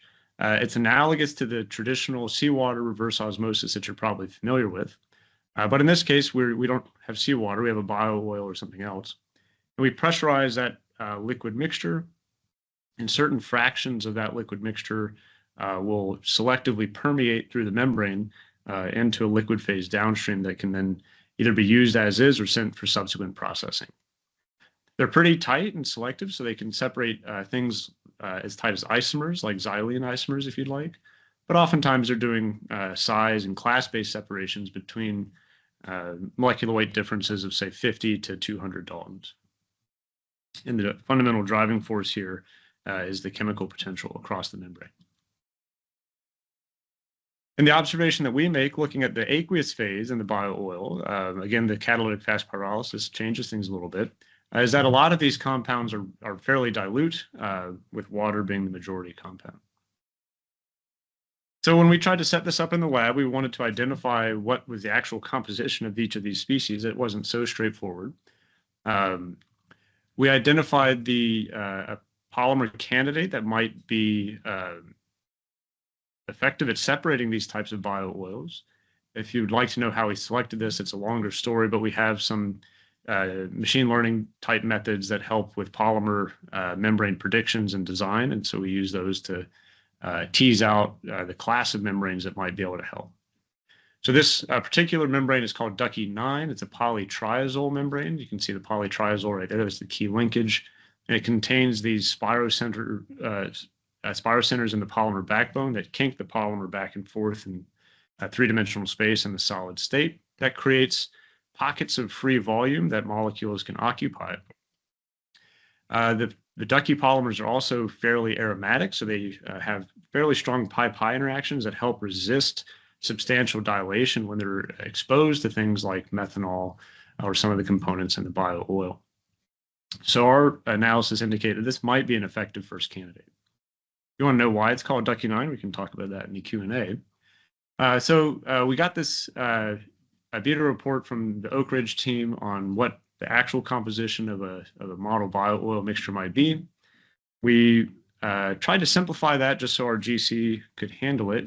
And we made a simple model bio-oil mixture containing water, methanol, acetal, glycol, and glucose in compositions that were representative of what we found in this report. So the experimentation that I'll discuss looks something like this. It's all liquid phase permeation at room temperature. We take the membrane materials and we place them into membrane permeation cells. The membranes themselves are very thin, typically less than 300 nanometers selective layers, supported on top of a commercial porous polymer support that just provides mechanical integrity and resistance to the high transmembrane pressures. So these membranes are installed into the cells, and then the bio-oil is circulated at high pressure over the surfaces of these cells and returned back to the feed tank. The membrane permeate is also recycled back to the feed tank, and then samples are taken periodically to measure the flux and the composition of the permeate and the approach to steady state. So we let these things permeate anywhere between 48 hours to a week to make sure we're operating at steady state. So let's see what happens in these first round of experiments. Here is our model feed composition. We've got a little bit of glucose, 3%, 5% glycol, 6% acetal, 14 mole percent methanol, and the rest is water. So here's the results from the permeation campaign for 5 different membranes fabricated independently. On the y-axis is this ratio of the concentration of each compound in the permeate normalized by the concentration of that compound in the retentate, what was rejected by the membrane. What that means is that this value is greater than 1, that molecule is permeating through the membrane preferentially. If it's less than 1, it's rejected by the membrane preferentially. On the x-axis, we've got the 5 compounds organized by their molecular weight. So what you can see, not so interestingly, is water, methanol, acetal. They just sort of preferentially or non-preferentially permeate, so they just go both into the permeate and the retentate. But glycol strongly permeates into the permeate side of the membrane cartridge, while glucose is heavily rejected, 70 to 80% rejection of the glucose by the membrane. So if you're thinking about a solute-solute separation, these two are pretty tight. They're only about 50, 60 Daltons apart. They're difficult to distill. In fact, even in the lab, detecting glycol apart from glucose using lab equipment is not so straightforward.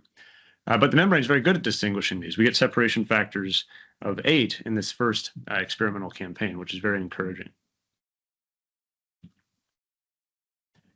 When we looked at this, this was somewhat surprising because sort of conventional membrane transport theory would basically suggest that these big compounds should be rejected and the little compounds will permeate through. But we see the guaiacol going from a state of lower concentration in the feed to a state of higher concentration in the permeate. So it is permeating what we call uphill or against the concentration gradient.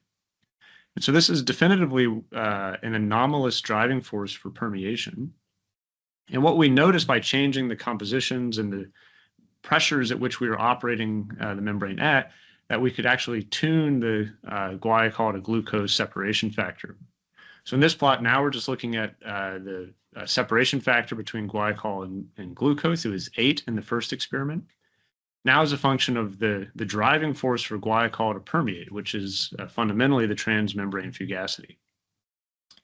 The bottom line, if you haven't thought about fugacities in a long time or don't know what those are, is that these are all exceedingly low transmembrane fugacities, basically 0. But what we observe is that this is not the first time, we've observed something odd like this, where we see things permeating in the absence of a driving force, or an apparent driving force. In an earlier work from a few years ago, we were looking at a wastewater separation, trying to separate water and dimethylformamide using a carbon membrane. And what we observed in that case, with a very dilute dimethylformamide, is that the membranes were preferentially permeating this organic solute and rejecting the water. And again, that didn't seem right. So on this plot from that earlier study, we were looking at the separation factor of this dimethylformamide over water as a function of the driving force for that organic solute to permeate. And what you see in this case is actually the driving forces are all negative. So this is a really confusing situation at the time that we think we've now rationalized and understand, and we're seeing it again now in these guaiacol separations. So what's going on from a fundamental perspective? How can we seemingly have things permeating uphill that seems to fly in the face of conventional membrane transport theory?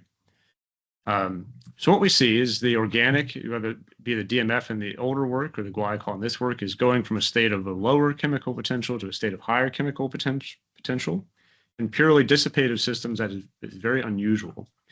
What I mean by that is if we look at the normal membrane driving forces to have components transport across a membrane, you'll see something like the following.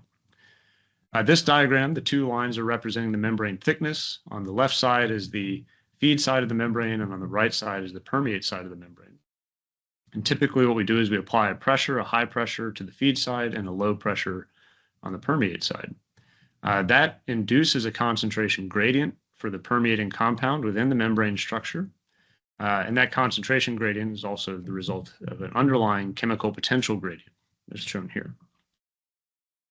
What we see in both the DMF and the guaiacol case is the following. We still apply the same transmembrane pressure, and most of the compounds, particularly the solvent, will have a downhill chemical potential profile. So it's going from a state of high to low. That's what thermodynamics sort of wants to do, right? But one of the compounds will ever so slightly go from a lower state of chemical potential to a state of higher chemical potential. And through very detailed calculations, we've deduced that this unusual observation really does not violate the second law of thermodynamics. What it really cares about is the free energy of the feed solution and the free energy of the permeate solution. And indeed, the free energy of the feed is higher than the permeate. So this is still a spontaneous process, as we would expect. Moreover, it is a net entropy generator, and the chemical work generated by the separation is still less than the mechanical work that we input. So we have not made a perpetual motion machine. But what we realized in this process is that ultimately it's a coupling phenomenon that's occurring between the co-permeating species, right? So you can't really think of the driving forces for the species in an independent fashion. You have to think about them in a coupled fashion. And so there's a sort of esoteric transport mechanism back in the literature that had noted something similar, and the name of this transport mechanism was sorpvection. I'll briefly walk through how sorpvection works. Sorpvection surmises that the flux of a compound permeating through a membrane is the sum of its diffusive contribution, driven by a chemical potential gradient, plus what we'll call a bulk flow contribution, which is related to the mass fraction of the compound in the membrane and the flux of everything else permeating through the membrane. As we've shown, the chemical potential gradients for our solutes, the DMF and guaiacol and so forth, are basically zero or negative, so the diffusive fluxes don't exist. And what that suggests then is that the solute flux is just directly proportional to its mass fraction in the membrane and the flux of everything else permeating through the membrane. If you want to think more fundamentally, there's basically a coupling of driving forces that the glycol or the DMF is latching on or interacting strongly with some other compound that's permeating through the membrane and getting dragged along for the ride, but siphoning off a bit of that driving force. So here's some experimental data where we varied a lot of the compositions in our bio-oil mixture. What we're looking at here on the y-axis is the flux of glycol permeating through the membrane in kilograms of glycol per unit area of the membrane per time as a function of the total flux in the same units. And the first thing that you'll notice for a wide variety of different glycol concentrations in the bio-oil mixture is we see a relatively linear response. You can see the variance down here. And the sorpvection theory tells us that the relationship between the solute flux and the total flux, that slope, should be proportional to the mass fraction of the glycol in the membrane. The good news is we can utilize equilibrium sorption techniques to measure that mass fraction, which is exactly what we did. So in these equilibrium sorption techniques, we varied the activity of the glycol in the solution phase, and we measured the amount of glycol taken up by the membrane. And so we quantify this as a mass fraction, kilograms of glycol over kilograms total. And over the activity ranges that we're testing in our experiments, which are between about 0.04 and 0.1, our sorption analysis indicates the mass fraction should be between 0.2 and 0.3 approximately. Well, if you return to the fluxes here, the slope of this line is about 0.26. And so that's actually a pretty strong fingerprint that this sorpvection mechanism is at play here, that the glycol is being dragged along with some other compound that's permeating through and siphoning some of its driving force so it can permeate uphill. The question is, which compound is it coupling with? And so we can interrogate this by just plotting the fluxes of each compound against each other. So here we're showing, say, glycol flux, same units as before, against the methanol flux. And on the right plot, the glycol flux against the water flux, still the same units. And the data is a little bit noisy, but we see stronger linear correlations between the glycol flux and the methanol flux compared to that of glycol and water, which to us indicates that it's methanol that's really interacting with the glycol more strongly than the water. We don't have the data in the talk, but what we're teasing out right now is that if you look at sort of the solution thermodynamics of water, methanol, glycol solutions, the glycol much more prefers to be in the methanol phase than it does in the aqueous phase. So we think this coupling is related to the thermodynamic interactions. So this is great. This is an interesting lab observation, but can we do anything useful with this? And what we'd like to do is kind of tune this process to see if we can really get the membranes cooking. So we'd want to engineer sorpvection. So since we know that methanol is the coupling agent, one simple thing we could do is we could add more methanol into the bio-oil, right? Similar to an extraction style process. And that's exactly what we did. So here's a plot showing, again, the separation factor of glycol over glucose, now as a function of the feed methanol composition. And indeed, at the higher methanol compositions, we see a little bit higher coupling between the glycol. The glucose is largely unaffected by all of this. And we can get separation factors in excess of 20, which is actually quite attractive for tight solute separations such as glycol and glucose. So this is one way you might be able to engineer the permeation rates. What about engineering a process? Are there process implications for sorpvection? So our starting point for, say, a dilute recovery, membrane-based recovery of dilute compounds, is this process that you may have heard of known as reverse osmosis plus osmotically assisted reverse osmosis, or OARO. This is a kind of a complicated process, but it works surprisingly well. The basic idea is you take your feed mixture that has a dilute compound and you put it into a membrane cascade that has 5, 10, sometimes 20 stages. And you continue to concentrate the solute in the membrane feed at each subsequent stage. As you do that, normally the osmotic pressure goes up and up and up and up. But in this pretty clever design, what you have is this big recycle stream that takes the mostly concentrated retentate and recycles it back. So you actually have almost a constant osmotic pressure across the cascade. And ultimately, this type of cascade is very, very effective at producing a clean solvent and actually a highly concentrated solute. This is already done on seawater at tremendous scales. I think there's a OARO plant that does around 200,000 meters cubed of water per day and produces salt at the same time in Indonesia. And you can probably do this to recover valuable compounds from bio-oils and things like that. But each membrane in this OARO system rejects the solute, right?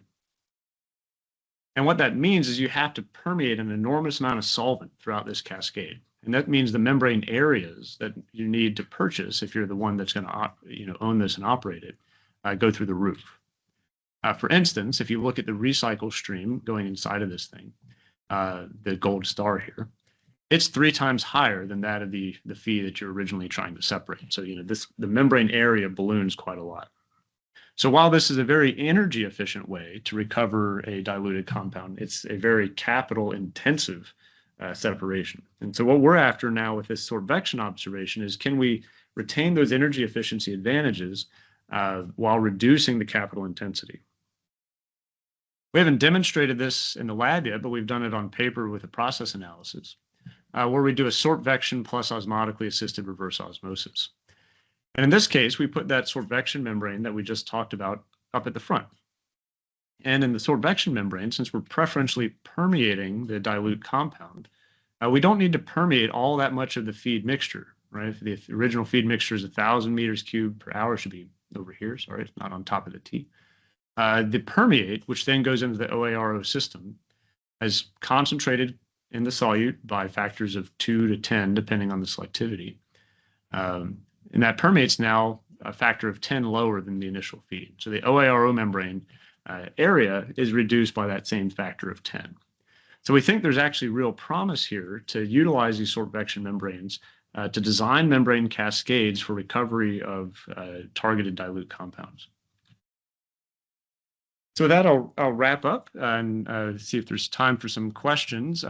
What we've shown in a schematic today is that with a thin film composite membrane using this poly-triazyl ducky 9 on a porous membrane support with model bio-oil mixtures, is that some of the compounds, the phenolic in particular, the glycol, couples strongly with the methanol and permeates through the membrane up against its own concentration and even its own chemical potential gradient. Meanwhile, the glucose is very strongly rejected, giving us a strong solute-solute separation. And so fundamentally what's happening here is that the solute is getting concentrated in the membrane phase via high sorption selectivity to all the other compounds in the feed. The solvent, which is in this case is water, actually couples and sweeps that organic into the downstream, and this is done via a coupling of both driving forces and fluxes. So this means you can actually concentrate these dilute organics into the membrane permeate without a phase change. So you basically can do a per-vap-like separation without having the phase change of per-vap. And so we think this really is a unique opportunity for especially challenging separations where we're trying to recover the diluted compound and not the majority compound like you're more traditionally used to thinking about in seawater reverse osmosis. But these are still early days, so there's a lot of challenges we're still trying to address, and we welcome any input and feedback, but there's still a lack of basic understanding of the coupling mechanisms. The membrane fluxes are low at the moment, so we need thinner membranes and higher productivity membranes. And we need to figure out a way to more broadly figure out how to generalize this to other mixtures. It's very much been observational at the moment. It's not so easy to pinpoint a sorpvective separation from the get-go. So that I'll wrap up and thank the team who does all the research. I just sort of give talks like this. Wuzhen Zhang and Haley White have been the PhD students who really led the charge on this. Haley's now Dr. White and graduated. Professor Ralph and Koros for lots of feedback on the sorpvection modality. DOE Basic Energy Science supported this work. And thanks to all of you guys for your attention, sticking around to the end. Happy to take any questions. Okay, Thank you very much. Oh, yes. Yeah, I'm still here. I know I have to leave in a couple of minutes. That was great. Time for a couple of questions.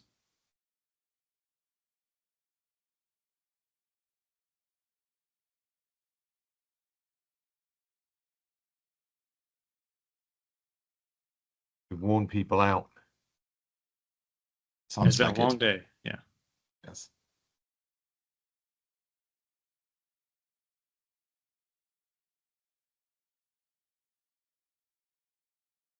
All right. Well, I think with that, we will say thank you very much to Ryan and to the other speakers that have been here today. We appreciate those that have attended and stayed the whole time. We're very thankful for that, and we will be sending out some notes and some requests for feedback.